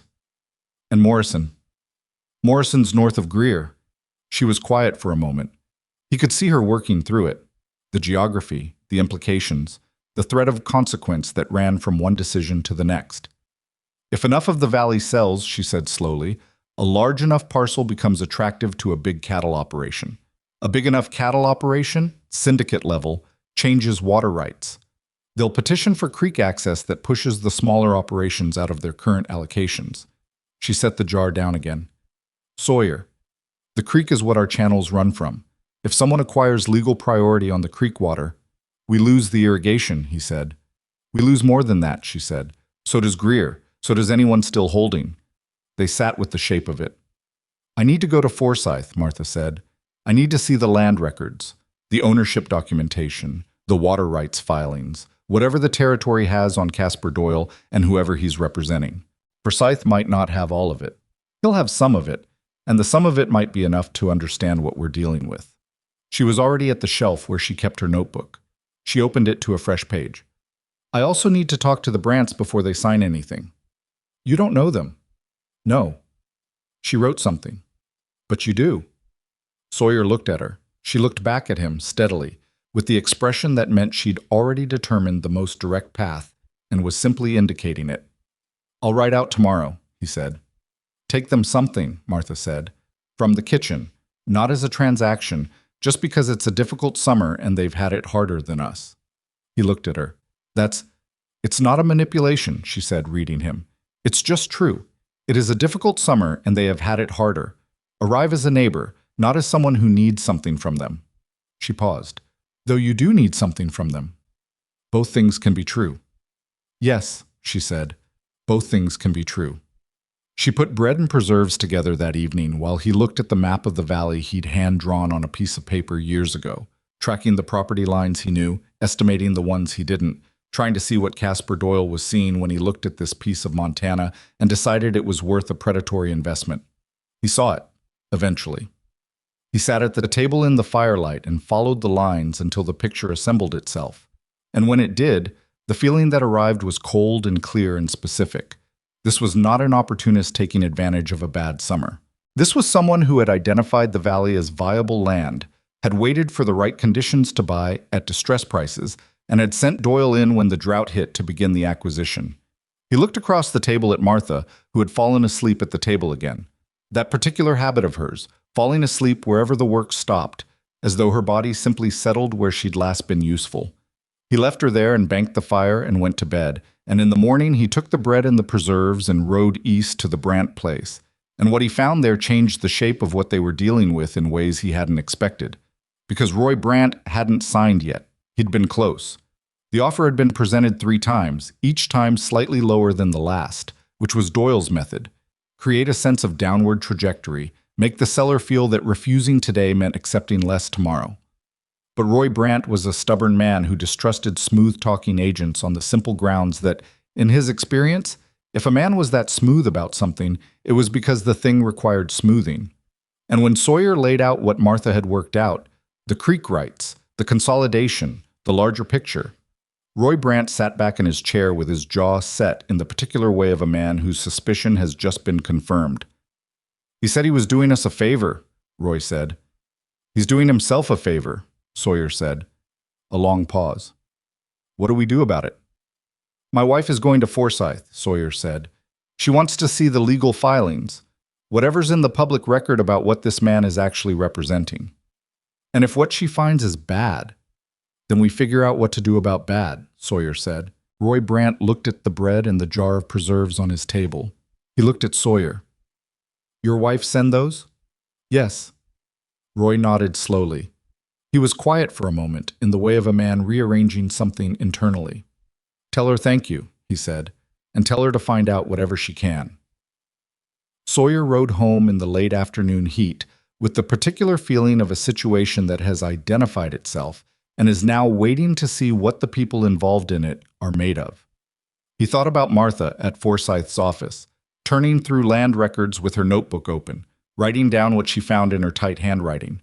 He thought about what she'd said in March, standing in the field. You get through a hard winter on what you thought to put up in September. They hadn't put this up in September.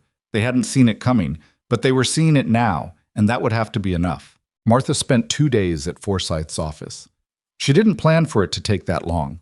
She'd ridden in on a Thursday morning expecting to spend a few hours with the land records and ride back before dark. But the records were not organized in the way that a person who values organization would organize records. And Forsyth himself was apologetic about this in the way of a man who knows a thing needs doing and has not done it. "I can help you find the sections," he said, on the first morning, pulling a ledger from a shelf that deposited a small cloud of dust on both of them. "Thank you," Martha said. She opened the ledger. She began. What she found over those 2 days was not a simple picture.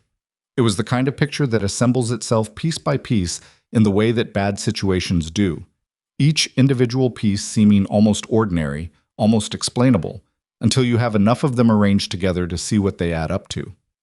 Caspar Doyle had filed as an agent for a landholding company called Western Territorial Partners, which was registered in Chicago. Western Territorial Partners had, in the past 4 years, acquired land in 3 other Montana Valley systems, all of them following a similar pattern: a difficult season, distressed sellers, rapid acquisition at below-market prices, followed by consolidation and either resale to larger cattle syndicates or development of water access claims that made adjacent small properties unviable. In 2 of those 3 valleys, the small operators who hadn't sold were eventually forced out not by direct acquisition, but by the water. Martha wrote all of this down. She wrote down the names of the properties Doyle had already approached in the Black Creek Valley. She found this in Forsyth's correspondence files, where 2 letters from Doyle had been sent requesting information about property ownership along the creek corridor. The letters were dated May, before the drought had fully established itself, which meant someone had been watching this valley for longer than the summer. On the second day, she found the water rights filing. It had been submitted in June, the same week Doyle had arrived in the valley, and it was a preliminary claim on creek access rights for a property that didn't exist yet but was described in the filing with the confident specificity of something that was already planned, a consolidated parcel incorporating what were currently the Brant, Morrison, and Laughlin properties, with a water access claim that would establish priority over all downstream users. If that consolidation completed, the Holt Ranch and Greer's property would be downstream users. Martha sat with that for a long time in Forsyth's small office, the ledger open in front of her, her notebook open beside it. Forsyth had come in at some point and was looking at what she'd found with the expression of a man who is revising his understanding of his own filing system in real time. "I didn't know this was in here," he said, about the water rights filing. "It was filed correctly," Martha said, "mailed in, stamped received, placed in the chronological file. You would only find it if you were looking for it specifically." She paused. "Which is probably intentional." Forsyth looked at the filing. "Is it legal?" "It's a preliminary claim. It's not approved. But if no one objects within the filing period..." She looked at the date stamp. "The filing period closes September 1st. That's 6 weeks." "Yes," she said, "which is why I'm writing all of this down." She copied the relevant portions of the water rights filing into her notebook with the careful hand of someone who understands that a copied document has the value of the original if the copying is exact. She copied the property descriptions, the claim language, the reference numbers. She wrote down the names of the other Montana valleys where Western Territorial Partners had operated and the outcomes. She rode home on Friday afternoon with the notebook in her saddlebag and arrived at the ranch to find Sawyer at the fence talking to Roy Brandt, who had ridden over that morning with the news that the Morrison family had signed. She heard that before she'd gotten off her horse. Morrison had signed. The second parcel in the consolidation was now in Doyle's hands. She stood in the yard and Sawyer looked at her and she looked at him, and the communication between them in that moment was the kind that happens between two people who have been living in close quarters through difficult things and have developed a shorthand that bypasses most of the preliminary language. He could see what she'd found. She could see how much worse it had just gotten. "Inside," she said, "all 3 of us." Roy Brandt was a big man, broad through the shoulders, with hands that showed 40 years of physical work. He sat at the table and looked at Martha's notebook with the focused attention of a man who understood land documents even if he couldn't always parse the legal language, and she walked him through it. The company, the other valleys, the water rights filing, the September 1st deadline. When she finished, Roy was quiet for a long moment. He looked at the table. He looked at his hands. "Morrison didn't know any of this," he said. "Probably not," Martha said. "He was sold on the purchase price, which looked better to him than losing the property to the drought." She paused. "Doyle is good at framing the offer as the rescue. It's not until you look at what comes after the offer that you see what's actually happening." "What comes after the offer," Roy said slowly, "is that if he gets enough of the valley, he files the water claim and everyone left goes under anyway, without even getting the purchase price." "Yes." Roy looked at Sawyer. "How many properties does he need?" "To make the consolidation viable for what he's planning, based on the filings in the other valleys," Martha checked her notes, "a minimum of 3 parcels along the creek corridor. He has Morrison. He's been approaching you and Lachlan." She paused. "He hasn't approached us, which I think is because he's leaving us for last, on the assumption that once Greer and the creek corridor properties are consolidated, we have no leverage and no choice." Roy said something that was not suitable for mixed company. He then apologized to Martha, who told him not to bother. "What do we do?" he asked. "We object to the water rights filing before September 1st, Martha said. "A formal legal objection, on record, filed with the territory. That stops the preliminary claim from advancing." She looked at her notebook. "I've copied the filing language. I need to talk to Forsyth about the objection process." "And in the meantime," Roy said. "In the meantime," Martha said, "we make sure Lachlan doesn't sign." The Lachlans were a different situation. Martha had not met them. They were a family that kept to themselves, not unfriendly by reputation, but private, settled on the northwest end of the creek corridor in a way that suggested people who had found their place and didn't require the world's input about it. Fletcher Lachlan was 50, his wife Ada 46, their son grown and gone to Oregon 2 years prior. They were 2 people managing a property that had been built for 3.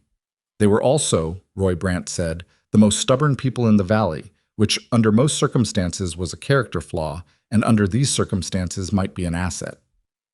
Sawyer rode out to the Lachlan place on Saturday morning. He'd offered to take Martha, but she had gone back to Forsyth's to work on the objection language, and Eli was needed at the ranch, and Clara was in the middle of something with the kitchen garden that she would not fully explain but clearly required supervision of herself. He went alone. Fletcher Lachlan met him at the gate, which was a habit of men who live in isolated places and have learned to assess visitors before they get close to the house. He was a lean, weathered man with a squint that might have been suspicion or might have been a lifetime of looking at bright horizons. "Holt," he said. "Lachlan." Sawyer stopped his horse. "Can I come in?" A pause. "You can." He laid it out at the Lachlan table, the same way Martha had laid it out for Roy at the Holt table, as clearly as he could, without excess, because Fletcher Lachlan was not a man who would respond well to being handled. He'd brought Martha's notebook because the notebook was the argument, and he knew it. Lachlan read the copied pages. Ada Lachlan read them over his shoulder. Neither of them spoke until the end. Then Ada said, "He already came by." Sawyer looked at her. "Doyle," she said, 3 weeks ago. Sat right where you're sitting and talked about being a neighbor and doing us a service." She looked at the notebook. "He didn't mention any of this." "He wouldn't," Sawyer said. "He offered us a number," Fletcher said. "What number?" Fletcher told him. It was below market, even for a drought year, but it was not nothing. For two people managing alone, without a son to take on the heavier work, it had a pull to it that Sawyer could see and respect. "We told him we'd think on it," Ada said. She was looking at the water rights filing page. "Is this real? He actually filed this?" "On June 14th, Sawyer said. Martha copied it from the territorial record." Ada set the notebook down. She looked at her husband. The look between them had the quality of a long conversation conducted without words, the kind of communication that takes 30 years to develop. Fletcher said, "If we don't sign, and he still gets enough of the valley to file the full water claim, then we're all in trouble anyway," Sawyer said. "Yes, that's the situation. But if enough of us hold, and if we get the legal objection on file before September 1st, we slow this down enough to give the territory time to review it properly." He paused. "And there's something else. The two other valleys where this company did the same thing. In one of them, the small operators filed the objection, and brought a claim against the water rights application. The company eventually withdrew rather than fight a coordinated legal challenge. They want easy acquisitions. When it gets complicated in public, they move on." Fletcher looked at him. "How does your wife know all this?" "She read the records," Sawyer said. Another silence. Ada picked up the notebook again, looking at it, at the handwriting, at the thoroughness of it, at the pages of careful documentation. "She came here in November," Ada said. It wasn't a question. "To that marriage. I heard about it." "Yes, I heard about her," Ada said, without further specification, which told Sawyer enough about what she'd heard. "Then you heard wrong," he said. Not heated, just stated. Ada looked at him. She set the notebook down. "I expect so," she said. Fletcher looked at his wife, then at Sawyer. "We'll hold," he said. "For now." "That's enough," Sawyer said. It wasn't a handshake agreement, which frontier property decisions rarely were, but it was a stated position from a man who didn't appear to revise his stated positions lightly, and Sawyer rode home with that and considered it sufficient. The meeting happened on a Sunday, which was the only day you could get 7 different ranch operations to send someone to the same place at the same time without everyone losing a half day of necessary work. Martha had organized it. She'd written 7 notes and sent them with Eli on 2 consecutive afternoons. Eli on the roan, who was fully sound now and moved with the particular energy of a horse that has been kept in too long and welcomes purpose. The notes went to Greer, to Roy Brandt, to the Lachlans, to Grace Pelton's husband Owen, to the Harlan operation, and to 2 properties further down the valley that had not been directly approached by Doyle yet, but would be once the corridor acquisitions were completed. She'd held the meeting at the Holt Ranch because it was the most central property, and because she had food to offer, which was not incidental.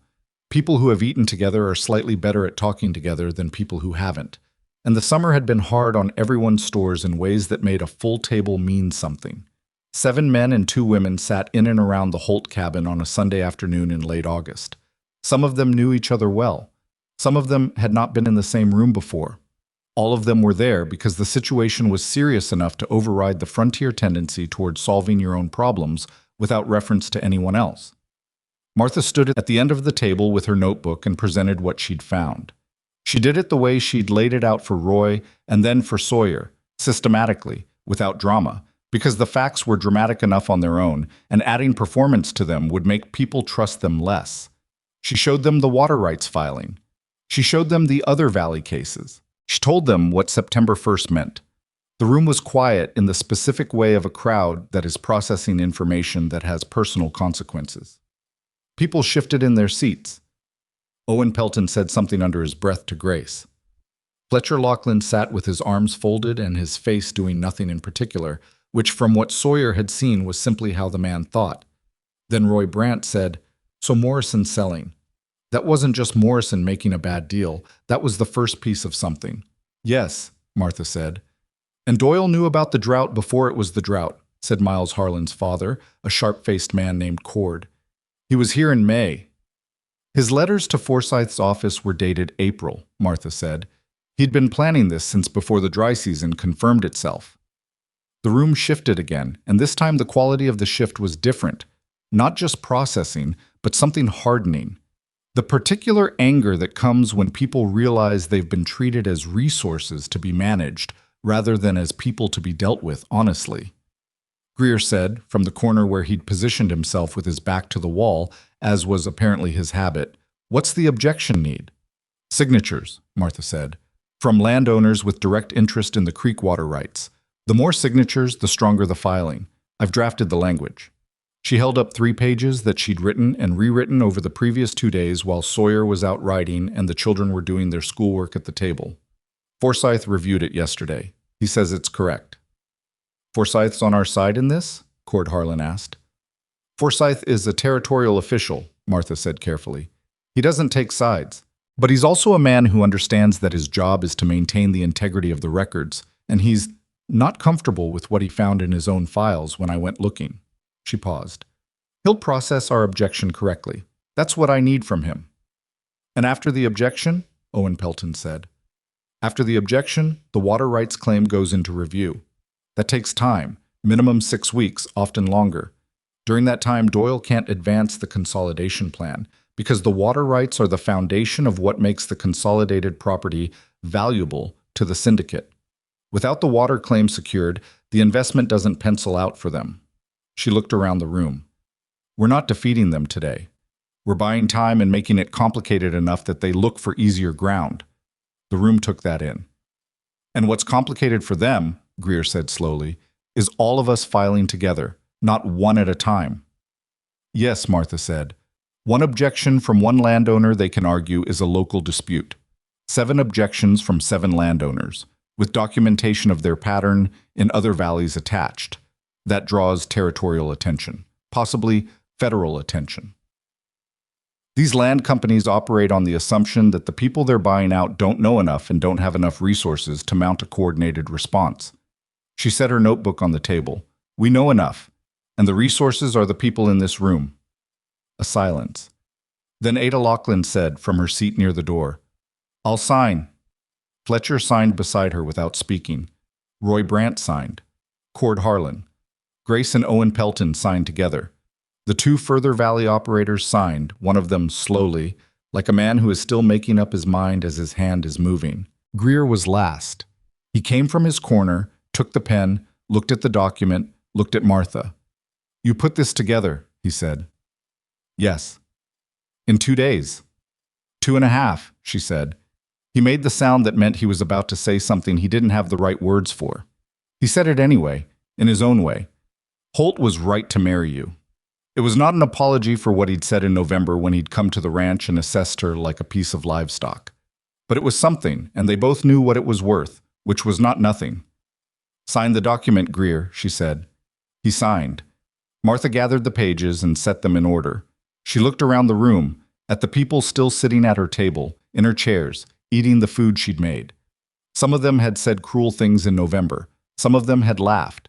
Most of them had, at minimum, watched. She didn't say any of that, because it wasn't the point, and because she was not someone who kept score in the way that requires a public accounting. She kept it in the notebook, which was enough. "I'll take this to Forsyth tomorrow," she said, "before September 1st. She took it on Mondays. Forsyth stamped it received and filed it and gave her a copy with the receipt number, and she put the copy in her saddlebag next to her notebook and rode back. The filing was done. Now they waited. Waiting, on a frontier ranch in late August, is not the absence of work. It is work plus uncertainty, which is harder. The crop still needed attention, The irrigation channels required daily checking since the drought had not broken, the water moving through them still slower than ideal, the field drinking it as fast as it arrived. The livestock needed their late summer management. Eli had taken on the chicken operation, which Clara had started and which Eli had formalized by building a better coop structure with lumber from the barn that Sawyer had been intending to use for something else but had not yet used, and which Eli presented as a fait accompli. Sawyer looked at the coop. He looked at Eli. "It's better than what we had," Eli said preemptively. "It is," Sawyer agreed. He walked around it. The corners were square, the roof pitched correctly for drainage, the latch on the door functional. "Where did you learn to cut the corner joints like that?" "I watched you do it on the fence post replacements," Eli said. "In March." Sawyer looked at the corner joints. They were not perfect. A professional carpenter would see the slight variations in the depth of the cuts. But they were solid and they would hold, which was the actual requirement. "Next time," he said, "tell me what you're planning to use first." Eli accepted this without argument. "Yes, sir." The "sir" was new. It had appeared sometime in August, quietly, without announcement or explanation, the way most of the significant things that happened with Eli happened, internally decided, then externally expressed, in his own time. Sawyer wasn't sure what to do with it. He wasn't Eli's father. October hadn't happened yet. He said nothing about it and allowed it and hoped the boy knew something he didn't about what it meant and when it was appropriate. Clara had started a habit of attaching herself to Martha in the kitchen mornings, which had been going on since about May and had evolved over the summer into something that functioned less like instruction and more like apprenticeship. Clara absorbing the practical knowledge of the kitchen in the specific way that children absorb things they want and are given access to, which is completely and without apparent effort. She knew, by August, how to make the cornbread. She knew how to tell when preserves had sealed correctly. She knew the difference between the two types of dried beans in the storage and what each was for. She asked questions constantly, in the rapid-fire way of someone who has discovered that the answers keep coming and has decided to collect as many as possible. One morning in late August, while Martha was working on the week's bread, Clara said, "Is this what you learned from your mother?" "Some of it," Martha said. "Some I learned from my father's book. Some from years of doing things wrong and figuring out what the right way was."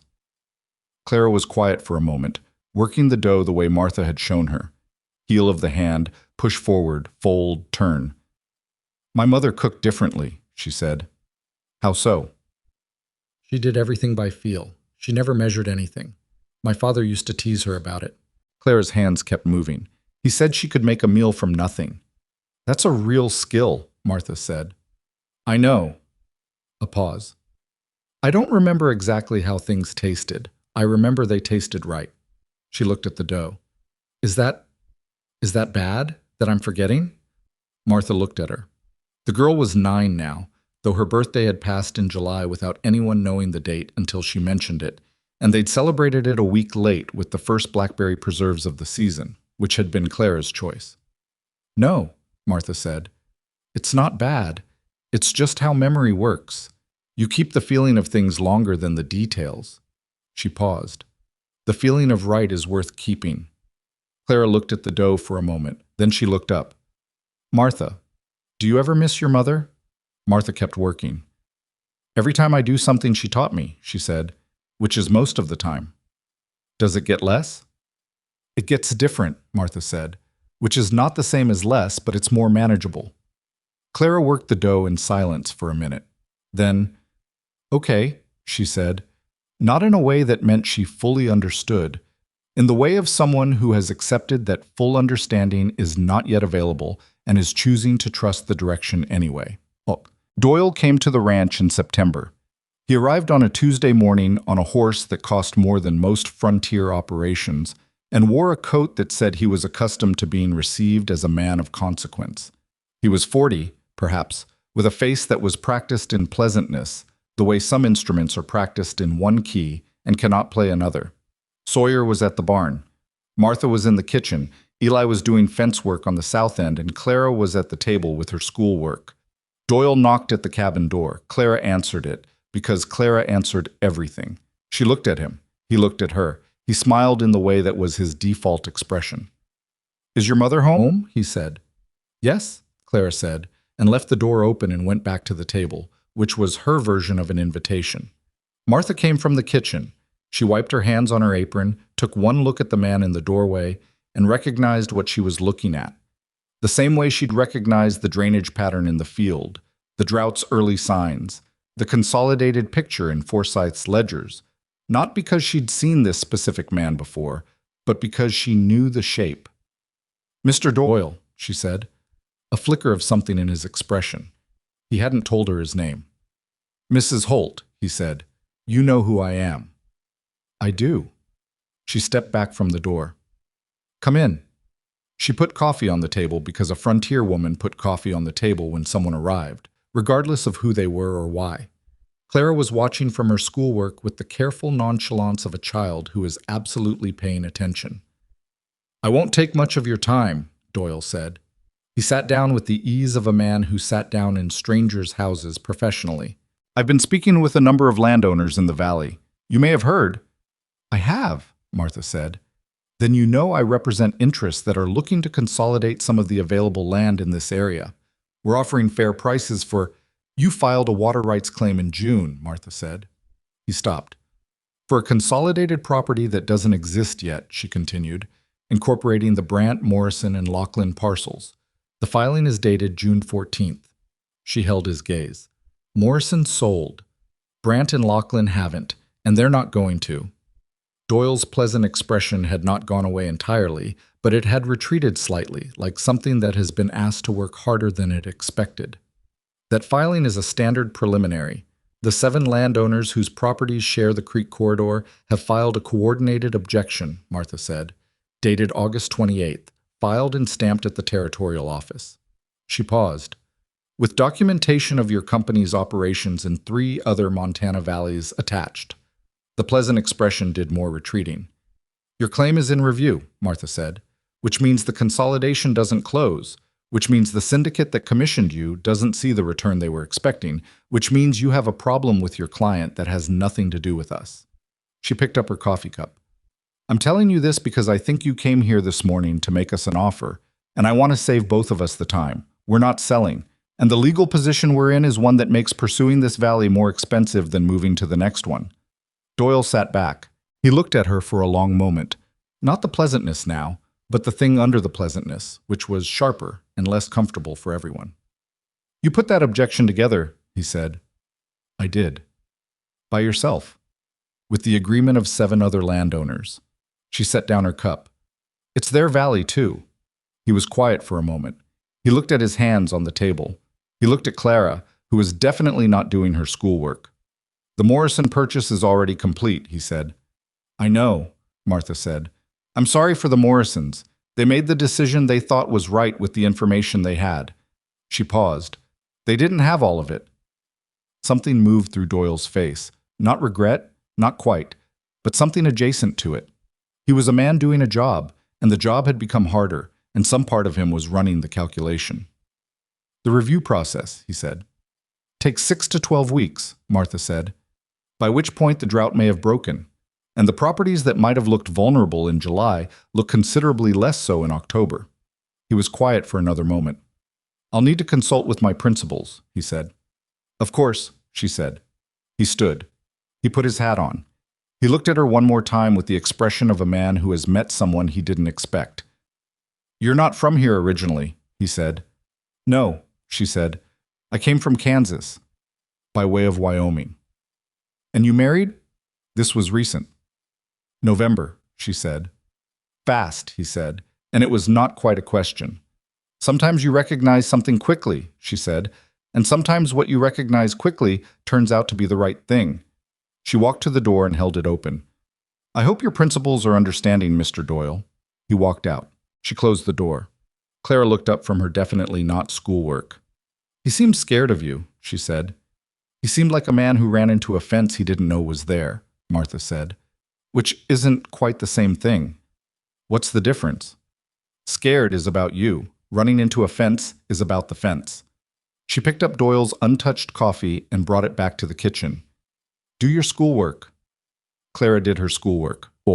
Sawyer had come around the side of the cabin in time to see Doyle leaving. He'd watched the man mount his expensive horse and ride back down the trail at a pace that was not leisurely. He went inside. Martha was in the kitchen. "How did it go?" he said. "He'll go back to his principles," she said.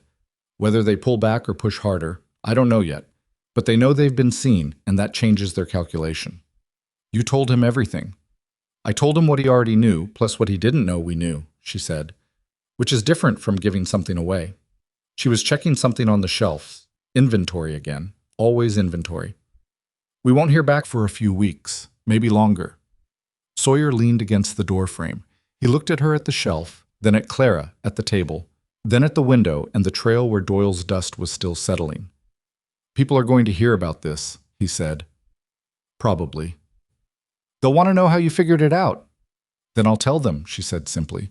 "I went and read what was on record. That's all it was." She turned from the shelf. "Anyone could have done it." "But no one else did," he said. She looked at him. He was looking at her with the expression she'd learned over these months. Not the polite attention of a man being courteous, but the real attention of someone who sees what's in front of him and is making no attempt to look elsewhere. "No," she said. "No one else did."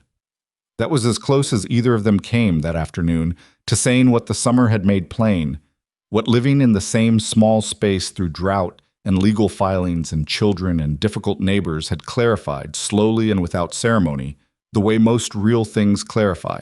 But the evening came, and Eli came in from the fence work with a blister he wouldn't complain about, and Clara had actually done most of her schoolwork, and Sawyer built up the fire while Martha put supper on, and the four of them sat at the table in the warm cabin with the September dark coming down outside, and the harvest mostly in, and the objection filed, and whatever came next still ahead of them.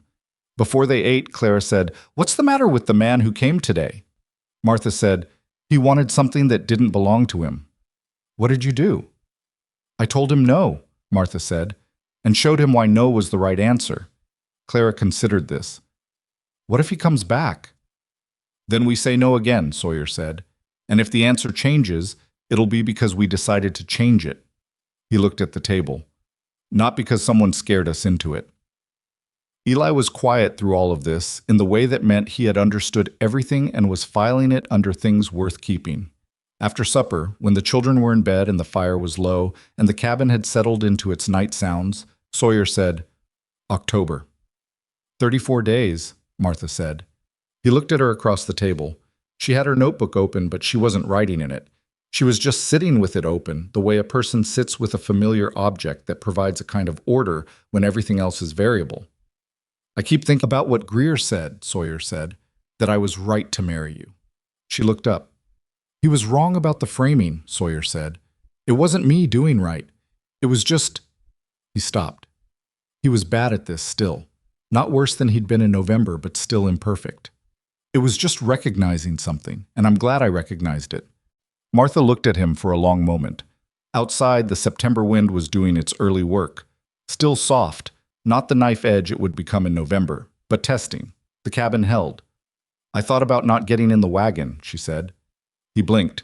"You did?" "For about 30 seconds. She closed the notebook. "I thought, this is a man I don't know, offering me something I didn't ask for, and everything about this could go completely wrong." She paused. "And then I thought, it already went completely wrong this morning, and a stranger is the only person in this town who looked at me and spoke directly, and the wagon is there." He was quiet. "So I got in the wagon," she said, "which turned out to be the right fence to run into." He almost laughed. Not quite, but close enough that she could see it, and close enough that she let him see her see it, which was something they'd both gotten better at over the winter, the particular willingness to let something be seen. "October," he said again. "October," she agreed. The fire settled. The wind moved through the yard and found the cabin solid, as it always had been, and moved on. The rain came in the second week of October. Not the teasing half-hour rain that had mocked them in June, but real rain, the kind that arrived in the night with a low, steady sound on the cabin roof and was still there in the morning and the morning after that. The kind that meant something. The creek rose by Friday. By Saturday it was running at the level it should have been running in May, brown and full and purposeful. and the irrigation channels that had been working so hard all summer to move what little there was now ran higher than their banks in 2 places, and had to be partly blocked to keep them from undercutting themselves. Eli handled the blocking without being asked. Sawyer came out to the field on Saturday morning and found the boy knee-deep in the channel's overflow, redirecting water with a temporary dam he'd built from rocks and packed earth, working with the focused efficiency of someone who had understood the problem and was solving it. Sawyer stood at the field's edge and watched. Eli looked up. "The north end was cutting," he said. "I blocked it back about 8 feet. The grade still works, but it won't eat the bank now." "How long have you been at it?" "Since before light." He pushed a rock into place. "The south channel is fine. It's deeper there. It can take more volume." Sawyer came down into the channel beside him. They worked together for another hour in the cold rain, not talking much, moving with the easy coordination of 2 people who know each other's habits. When it was done and the channels were running correctly and the field was drinking what it needed without losing its banks, they stood at the edge in the rain and looked at the wheat. It was going to be all right. Not abundant. The summer had cost them, and the east end had thin patches where the drought had hit hardest before the channels were finished. But it was standing, and it was green from the rain, and it was going to yield something worth harvesting. "We'll start cutting next week," Sawyer said. Eli looked at the field with the expression Martha sometimes had, the forward-facing attention, already calculating the next thing. "I can work the north rows, if you show me the scythe angle." "I'll show you," Sawyer said. Eli nodded. He was quiet for a moment, the rain coming down on both of them. Then, "Do you think we'll be okay after October?" He didn't mean the harvest. Sawyer looked at him. The boy was 12 now, or near enough. The birthday had been in August, which they'd known because Eli had told them, matter-of-factly, the week before. And Martha had made him a cake with the last of the summer's honey, and he'd eaten it with the careful pleasure of someone who isn't quite sure it's all right to enjoy things yet and is learning. "Judge Reardon will come through," Sawyer said. "Martha's got everything prepared." "What if he says no?" "He won't say no," Sawyer said. He said it the way he'd learned to say things to Eli, not with the false brightness of someone managing the boy's emotions, but with the particular steadiness of someone who has looked at the situation and arrived at a real conclusion. "We've done everything right. We've got the documentation. We've got Forsyth and Greer and the Peltons and Hennessy. We've kept you and Clara fed and housed and educated for 10 months, through a drought and a legal fight, and a Montana winter. And anyone who looks at that record and says it's not sufficient is not someone whose opinion I'm going to spend much time on." Eli stood with that for a moment. The rain moved through the field in a gray curtain and the wheat moved with it, bending and recovering, bending and recovering. "I know you said that it's not certain," Eli said. Back in January, you said it's not certain." "Things change in 10 months, Sawyer said. The boy looked at him. "Are you scared?" Sawyer considered the question with the respect it deserved, because Eli had been asking him honest questions all year, and he'd been giving him honest answers, and this was not the moment to stop. "Some," he said. "Yes." Eli nodded. That appeared to help. Not the fear itself, but knowing it was shared. He picked up the tools and walked back toward the barn, and Sawyer watched him go and then looked back at the field one more time. The rain kept coming. The field kept drinking. Martha had spent September in preparation, the way she'd spent November in observation and December in understanding, methodically, without waste, with her notebook at the center of everything. The adoption documentation filled 12 pages by the time she was done, the guardianship record from April, the ranch property assessment.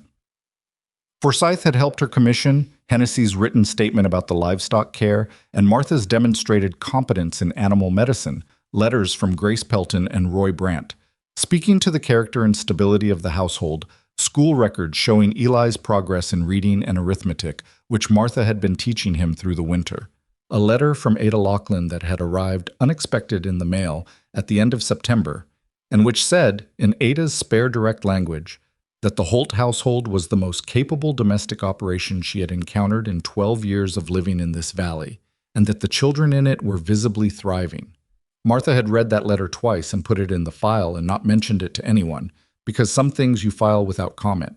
She also wrote a statement herself, 1 page, not 12, because the judge would have 12 pages of other material and the one page needed to do real work. She wrote it and crossed most of it out and wrote it again, which was unusual for her. She was not ordinarily a person who needed multiple drafts of things. But this was different. This was the one document in the file that wasn't evidence or testimony or legal record. This was just her speaking directly, and she needed to get it right. She wrote about what the children had come through. She wrote about what they were capable of, which was more than most adults would expect from an 11 and 7-year-old who had lost everything in January. She wrote about Eli's work ethic and his careful intelligence and the particular stubbornness that she recognized as survival instinct repurposed into everyday persistence. She wrote about Clara's curiosity, the way she moved toward knowledge, the way some children move toward warmth, instinctively, without being directed. Then she wrote the part that was hardest to write. She wrote that she understood what the judge needed to weigh, not just the capacity of the household to provide material care, but the capacity to provide the kind of home that children become people inside of. She wrote that she had not expected to find herself in this position, that she had arrived in this valley with nothing to offer but her own capacity for work and a willingness to be honest about who she was, that the man who had opened a door for her when every other door was closing had turned out to be someone whose idea of partnership was the real kind, built through daily choice, through hard seasons, through the ordinary, unglamorous work of being present when it was inconvenient. She wrote, "I cannot promise these children a life without difficulty. This is Montana in 1874, and difficulty is the condition of the territory. What I can promise is that they will not face that difficulty alone, and that they will be given every tool we have to work with, and that the people in this household will still be standing when the hard things arrive, because that is what we have demonstrated we do." She read it back once. She did not cross it out. She put it in the file with everything else. Judge Reardon came through Black Creek on the 15th of October. He was at Forsyth's office by 9 in the morning, same as April, with the same deputies and the same manner of a man who had 17 stops on his circuit and intended to give each one exactly what it required. The Holt file was the third case of the morning. Martha and Sawyer had ridden in the day before and stayed at Alderman's boarding house again. The children were with Grace Pelton again, which Clara had been less resistant to this time. She'd asked how long, Martha had said 2 days, and Clara had said all right, and that had been the conversation. Eli had said nothing, but he'd been up before dawn the morning they left and had done all the morning chores. The ice was gone now, but there was still water to check and animals to see to. Without being asked, which was his way of managing anxiety, Martha had come to understand. If he was busy with the right things, the wrong things had less room. She'd told him that before they left. "We'll come back with good news," she said. He'd looked at her with those careful eyes. "And if it's not good news?" "Then we come back anyway," she said, "and we figure out the next step." "But Eli, I've done everything I know how to do. Everything in that file is true and it's complete and it makes the case. If that's not enough for a reasonable man, then the problem is with the system, not with us." She paused. "And we'll fight the system." He'd almost smiled. Almost. In Reardon's office, the judge read the file for longer than Martha had expected. He read all 12 pages, which she had also not expected. Judges on a circuit with 17 stops were not usually slow readers. He paused at Hennessy's statement. He paused at Ada Laughlin's letter. He read Martha's one-page statement twice. Then he looked up. "There's no formal opposition this time," he said. "No," Sawyer said. Carl Phelps was apparently elsewhere. Warren Phelps had made no filing, whether this was because they'd run out of appetite for the fight, or because what they'd tried in April had made them look poorly, Sawyer didn't know, and had decided not to spend time thinking about. "Your water rights situation," Reardon said. "The objection from August. I reviewed it." Martha looked at him. "It came across your desk?" "The territorial review came across my desk, yes. 7 landowners, coordinated filing, historical documentation of the company's pattern in other valleys." He held her gaze. "That was well done." "It was necessary," she said. "Yes," he said. "It was." He closed the file. "The preliminary water claim has been suspended pending review. My understanding is that Western Territorial Partners has not refiled and is not expected to." He paused.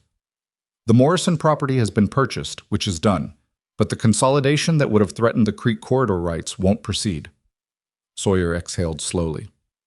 "Mr. Morrison," Martha said, is his situation, Mr. Morrison made a legal sale, Reardon said. The transaction was his to make. He looked at her. That's a hard answer. I know, she said. I'm asking it anyway. He received the purchase price. The land is gone, but the money is real. He paused. Whether it was the right decision, that's not a legal question. Martha nodded. She'd been carrying some version of guilt about the Morrisons since August. Not that she'd done anything wrong, but that she'd found the information too late for them. That if she'd gone to Forsyth in May instead of August, the picture would have been clearer earlier. She knew that was not rational. She kept it anyway, in the way she kept most things that were uncomfortable but true. Reardon picked up his pen. Adoption petition for Eli James Whitmore, age 12, and Clara Ann Whitmore, age 9. He looked at the page. To be adopted by Sawyer Thomas Holt and Martha Caroline Holt of Black Creek Valley, Montana Territory. He looked up at them both. This petition is granted. The room was very quiet. You'll want copies of the order, Forsyth said, from his position at the side of the room where he'd been standing with the expression of a man who had been invested in this outcome since April and was maintaining professional composure about the fact that it had arrived. Yes, Martha said. Her voice was level. It was always level. But Sawyer, sitting beside her, could feel the change in her the way you feel a change in the air when pressure shifts. Something released, something that had been held at a sustained effort for 10 months, finally permitted to set itself down. He reached across and put his hand over hers on the table. She turned her hand over and held his. They didn't look at each other.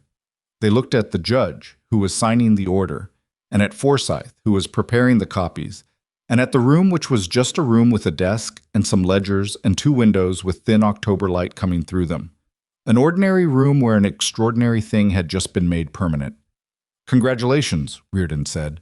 He said it with the economy of a man who says it regularly, but not without meaning. Thank you, sir, Sawyer said. Martha said nothing. She was writing the date in her notebook. Okay. They rode home on Friday afternoon. The rain had stopped overnight and the sky had that particular October clarity that comes after sustained weather, washed clean, blue all the way to the horizon, with the mountains showing their first serious snow on the upper ridges. The trail was muddy but passable, and the horses moved through it at a working pace that said they were glad to be going somewhere with purpose. Sawyer had the adoption order in his coat, inside pocket, the same place he'd carried the guardianship document in April. Same coat. Same pocket. The paper felt different this time, though he couldn't have explained exactly how. What are you going to tell them? He said. What happened? Martha said. Clearly and completely, no softening. Claire's going to cry. Probably. Eli won't. Eli will do whatever Eli does, Martha said, which will be the right thing for Eli. She looked at the road ahead. What are you going to tell them? He thought about it. The same thing, I suppose. He paused. That it's done. That they're ours. Martha was quiet for a moment. Then, I keep thinking about November. About that street. He waited. I was so certain I knew what had happened, she said. That it was finished. That the thing I'd been trying to do, find a place, build something, that it was over before it started. She watched the horse's ears moving against the clean sky. I couldn't see past the morning. I could see the church and the empty pew and Danny Phelps's face, and I could not see one thing past that. And now? She turned to look at him. Now I can't see the end of it, she said, which is the opposite of what I expected. I expected survival to feel like arriving somewhere, like the trail ends and you stop. She shook her head slightly. It doesn't end. It just keeps going, and the going itself is the thing. He understood that. He'd been trying to find language for the same thing for about 6 months, and she'd just said it, which was becoming a pattern that he'd stopped finding surprising. Eleanor, he started. You don't have to, she said. I want to, he said. I've been thinking about how to say this, and I want to say it before I talk myself out of it. He kept his eyes on the road. What I had with Eleanor was real. It was good. And when she died, I thought that was the only version of that kind of thing I was going to have. That a man gets one, maybe, and if he loses it, that's his answer. He paused. I was wrong about that. And I was wrong about it in a way I couldn't have understood until I got in the wagon with you. He looked at her then. I'm not saying you're a replacement. You're not. You're something I didn't know existed, which is different. Martha looked at him for a moment. The road curved and he had to look forward again, and she looked forward too, and neither of them spoke for a little while. I know, she said finally. I know she mattered. She still does. A pause. I'm not asking to replace that. You couldn't if you tried, he said, which is not an insult. It's the opposite. He shifted the reins. What you are is yours. It doesn't have to be measured against anything. She made a small sound that was not quite any identifiable emotion, or rather it was several at once, compressed into something that came out as almost nothing, which was very much her. Sawyer, she said. Yeah. I love you. She said it the way she said most true things, plainly, without decoration, looking straight ahead. I've known it for a while and I was waiting for a moment that made sense, and there's no moment that makes more sense than riding home to tell our children they're ours for good. He held that for a moment. I love you too, he said, also plainly, also looking ahead. I knew it the night of the storm. When you knew the storm was going to move through fast, I thought, a woman who reads weather like that is someone I would like to face every storm with. She made the sound again, which this time resolved itself, quietly, into something that might have been a laugh. That's a very practical declaration, she said. I'm a practical man. You really are, she said, and the warmth in it was enough to fill the whole cold October road. They reached the Pelton place just before dark. Grace met them at the gate with an expression that was trying not to be too obviously eager for news. Sawyer gave her the answer before she asked, because she'd earned the quick answer. It went through, he said. Grace closed her eyes for a moment. Then she opened them and went inside to get the children. Clara came out first, which was always how it was. Clara first, Eli 2 steps behind trying to look like he wasn't in a hurry. She saw their faces and said nothing for a second, reading them, and then Martha crouched down and said, It's done. You're ours, both of you, on paper and in every other way. Clara grabbed her around the neck with both arms and held on. Martha held her back, not speaking, just holding. Eli looked at Sawyer. His jaw was doing the thing, the set, the compression, the restraint of a boy who had decided a long time ago that his feelings were his to manage privately. Sawyer put his hand on the boy's shoulder. Eli, he said. Eli looked at the ground. You can just feel it, Sawyer said quietly. Whatever it is, you don't have to manage it right now. The boy's jaw moved. He swallowed. He looked up at the October sky for a moment, the way people look at sky when they need something to look at that isn't a face. Then he turned and put his face against Sawyer's coat, and Sawyer put his arm around the boy's shoulders, and they stood in Grace Pelton's yard in the October dusk, while the last of the light went out of the sky to the west. Grace was pretending to look at her fence. Owen had appeared in the doorway and was pretending to look at something inside. Nobody pretended very well, but everyone was grateful for the attempt. The wedding celebration happened on the first Saturday of November. It had been Sawyer's idea, which surprised Martha because he was not a man who naturally moved toward public occasions. But he'd come to her in mid-October with it already half-formed. Not a grand event, he said, not something that required importing anything from elsewhere. Just the people from the valley, the cabin and the yard, enough food, and the chance to say something in front of witnesses that they'd only said to each other on a road in October. We got married in a hurry, he said, in front of nobody who wished us well. I want to do it again in front of people who do. She'd looked at him for a long moment. That's unexpectedly sentimental. I have my moments.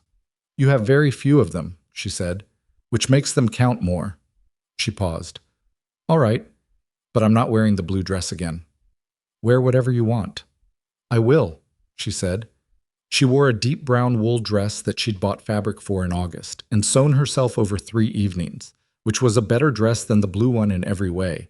Better cut, better fit, made for someone who knew herself rather than someone who was hoping to be acceptable to a stranger. The people came. Greer came, which nobody had exactly predicted, and he stood near the woodpile with a cup of something warm and talked to Fletcher Lachlan, which was 2 famously taciturn men discovering they had opinions in common, which produced very little audible conversation, but appeared to suit both of them. Roy Brandt came with his wife, a small, quick woman named June, who had baked something and brought it without being asked because that was apparently who June Brandt was. And the something she baked was excellent. Grace and Owen Pelton. Miles Harlan and his father Cord, who had resolved his annoyance about the Holtz being ahead of the drought into something closer to grudging respect, which for Cord Harlan was the emotional equivalent of a standing ovation. Ada Loughlin stood in the yard and watched everything with an expression that said she found this acceptable, which from Ada was warm. Hennessy came, which had not been expected, and stood slightly apart with his professional restraint and drank his coffee and nodded at appropriate moments. Even Forsyth rode out, which had definitely not been expected. He arrived late and stood near the door, and when Martha saw him, she brought him coffee, and he said quietly that he wanted to say that he was sorry he hadn't flagged Doyle's filings himself when they came in, that he should have seen what she'd seen, and that he was grateful she'd done the work he ought to have done first. "You processed our objection correctly," she said. "That's what mattered." "It was the least—" "It was enough," she said. "That's not a small thing either." He nodded. He drank his coffee. Eli had appointed himself responsible for keeping the fire going in the fire pit in the yard, which he managed with the focused dedication he brought to things he'd decided were his responsibility. Clara circulated among the adults with a plate of food in a way that managed to look both helpful and strategic, because Clara was 9 and had figured out that people who were eating were more likely to tell her interesting things. When the moment came for the vows, Sawyer and Martha stood in the yard under the November sky. Cold but clear. The mountains white above the tree line, the stars beginning to show at the edges of the dusk, and said the things they'd said 11 months ago in a hurry, in a church, in front of no one who had wished them well. They said them again, without the hurry, in front of people who had, by now, various amounts of evidence for why they should mean it. Sawyer looked at Martha when he said his, which was harder than it sounds for a man who had spent 6 years getting very comfortable with not saying things out loud. Martha looked at him when she said hers, with the steadiness that was her fundamental quality, not unfeeling, but grounded, anchored to something in herself that circumstance didn't reach. No one performed anything. There were no theatrics. Clara cried, which she had accurately predicted and which lasted about 45 seconds before she decided she was done crying and ate another piece of June Brandt's baking. Eli did not cry, but he stood close enough to Sawyer's side that his shoulder was touching Sawyer's arm throughout, which was the most Eli kind of participation possible, and which Sawyer registered and did not draw attention to. Greer, from his position near the woodpile, said nothing at all. But afterward, when Sawyer passed near him, Greer put his hand briefly on Sawyer's arm. One grip, released, and then went back to talking to Fletcher Loughlin. It was the most affection Greer had displayed toward another human being in what Sawyer estimated was probably a decade. He counted it accordingly. Well, after everyone had gone, and the fire pit had burned down and the children were asleep, Sawyer and Martha sat at the table with the last of the coffee and the quiet that comes when a house empties of people and becomes itself again. "Well," Sawyer said. "Well," Martha agreed. He looked at the room, at the organized shelves, but better organized than when she'd arrived, arranged by frequency of use now rather than arbitrary placement. At the west window, where the shutter had been properly adjusted 11 months ago, and the afternoon light had been coming through correctly ever since. At the 2 pairs of small boots lined up near the door, the larger pair beside the smaller pair, because Eli had started doing that sometime in the winter and Clara had followed. "I've been thinking about the Morrison parcel," Martha said. He looked at her. "Doyle's company has it," she said, "but they can't consolidate without the other properties, which means they're sitting on one parcel with no path to the water rights they needed, and the drought has broken, and the land value is going back up." She paused. "They may want to sell it. Not at the price they paid Morrison, but—" "Martha," he said. She stopped. "Can it wait until tomorrow?" he said. She looked at him. A small pause. "Yes," she said. "It can wait." "Good." He leaned back in his chair. "Tell me something that isn't about land or water rights or winter provisions." She looked at the ceiling for a moment, which was her thinking expression. "Clara asked me today whether I thought the roan had feelings." "What did you say?" "I said I thought the roan had preferences, which is close enough to feelings that the distinction probably doesn't matter to the roan." She held her coffee cup. "She's been asking the animals questions. I've noticed her talking to them when she thinks no one is listening." "What does she ask?" I only caught part of one conversation, Martha said. She was asking the roan whether he got lonely. Sawyer looked at the boots by the door. What did the roan say? Nothing interpretable, Martha said, but he didn't walk away, which Clara took as a good sign. He looked at her. She's going to be something. She already is something, Martha said. They both are. She set down the coffee cup. We didn't make them what they are. They came to us already being it. We just didn't get in the way. He thought about that.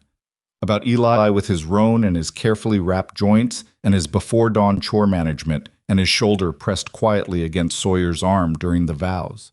About Clara with her 2 braids and her rolling questions and her 45 seconds of crying followed by strategic deployment of baked goods. About the way children who have been broken by hard things will sometimes, if they're given a place that holds, begin to rebuild in directions you didn't expect. Not back to what they were. You can't go back. But forward into something new, something that incorporates the loss without being only about the loss. He hadn't known that before January. He knew it now. Martha, he said.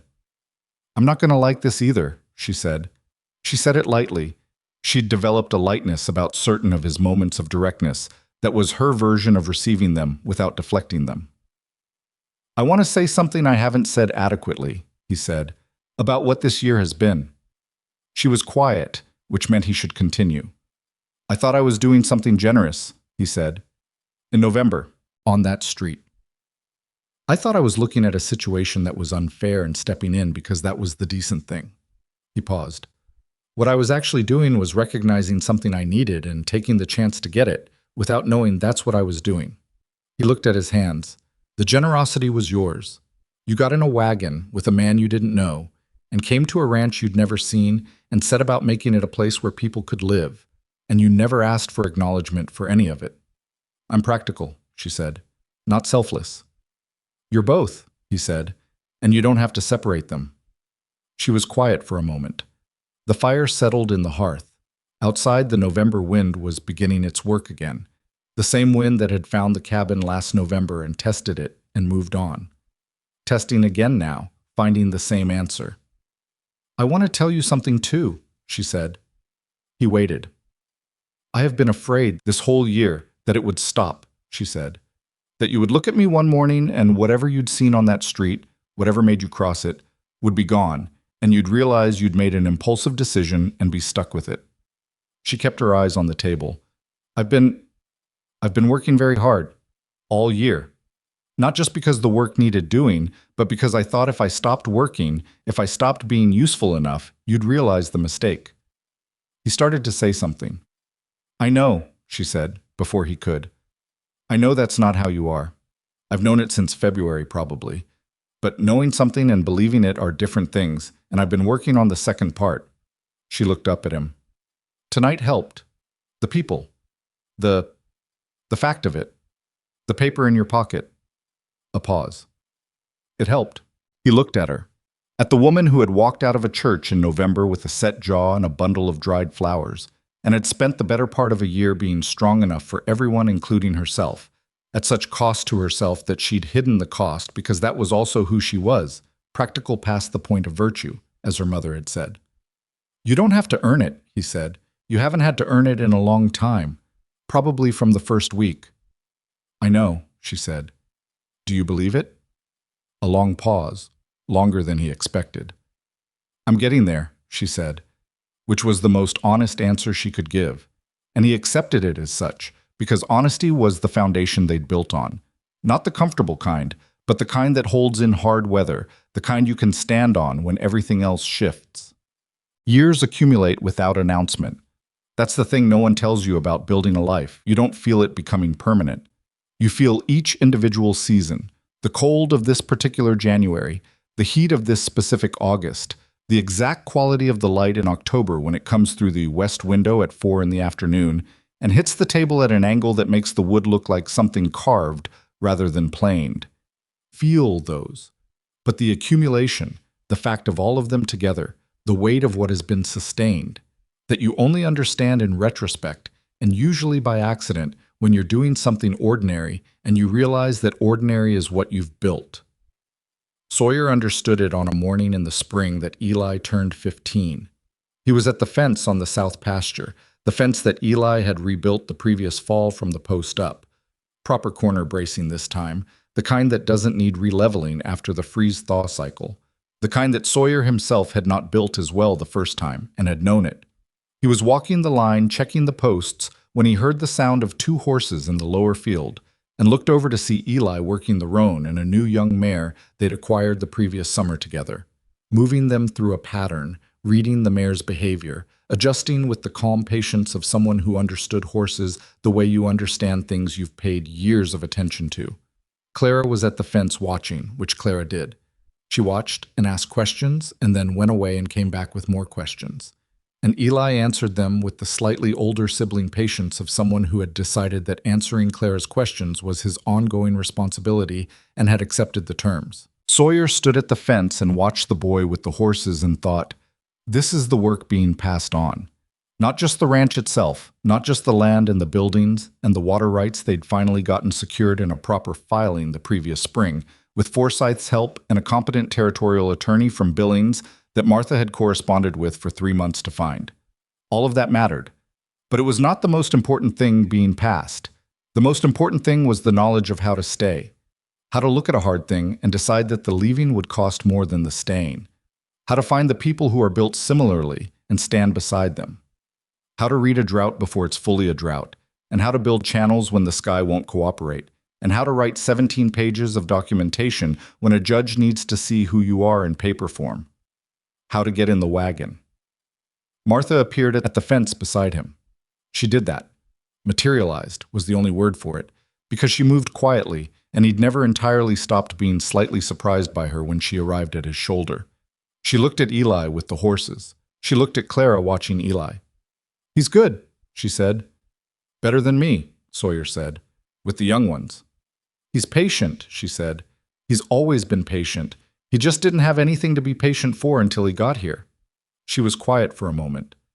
Clara wants to learn to read land surveys, she told me last night. She wants to understand how the property line is legally described. Sawyer looked at her. She's 10. She's reading at a level that says 10 is not a limitation. Martha had a small smile that she allowed herself when Clara did something that was aggressively Clara. I told her we'd write to that attorney in Billings and ask for a recommendation on a beginning text. She's going to be a lawyer, Sawyer said. Possibly, Martha said, or something that doesn't have a name yet because women haven't been allowed to do it yet. She paused. Either way, she'll need to know how to read the documents. Sawyer looked at his family in the lower field, at his son with the horses and his daughter at the fence, the roan moving in the clear spring light, the mountains behind them still white on the peaks, but showing green lower down, the sky a particular blue that only arrived in May in this part of Montana and that he'd been looking at for 9 years now without entirely getting used to it. He thought about the street in November, about the way some things look, in their moment, like an ending, like the last door closing, and turn out to be nothing of the kind. They turn out to be a wagon ride to a ranch you've never seen, a winter that tests everything you think you know about yourself, a spring that asks you to build something you hadn't planned to build. He thought about what Martha had said on the road in October. It doesn't end. The going itself is the thing. He'd been thinking about that for years, turning it over, and what he'd come to was this. The people who survive, and he didn't mean survive in the physical sense, though that too, the people who actually make it through with something worth having at the end are not usually the fastest or the strongest or the ones most prepared for the specific disaster in front of them. They're the ones who can be wrong and keep going, who can be laughed at on a street in November and still get in the wagon, who can lose something irreplaceable and not let the loss become the last word. Martha had known this long before he did. She'd arrived with it, built in, forged by whatever combination of her parents and her own particular hardship and the plain refusal to let other people's low estimation of her become her own. He'd had to learn it the slow way, which was the only way he knew how to learn anything. But he'd learned it, and the learning had cost him nothing he wasn't better off without. Sawyer, Martha said. Yeah. Stop thinking so loud, she said. You're disturbing the horses. He looked at her. She was looking at the field with the small smile still present, which was her most private kind of happiness. The kind that didn't need an audience and didn't announce itself and was there because it was there, built into the fabric of what the day was. He put his arm around her shoulders. She leaned into it, not dramatically, just the simple physics of two people who have been standing beside each other long enough that standing together is simply what standing means. In the lower field, Eli called something to Clara, and Clara called back. An argument about something, the words indistinct at this distance, but the tone of siblings who argue because they're close enough to bother. The roan moved through his pattern. The mare followed, more confident than yesterday. The spring light came across the mountains and lay itself down on the Holt Ranch in the early morning way of light that has all day ahead of it. Unhurried, uncommitted to any particular thing, simply present and available and bright. And the trail kept going. That was the thing about it. The trail always kept going. Not because the going was easy, or because the ground was smooth, or because the people walking it were without fault or fear, or the specific exhaustion that comes from carrying what life puts in your hands. But because the alternative to going was stopping, and stopping was not in the nature of people who had found something worth walking toward. They had found it. In a church doorway in Black Creek, in November, in 1873, in the 30 seconds it takes a stubborn cowboy to cross a street and a displaced woman to decide that the wagon is worth the risk.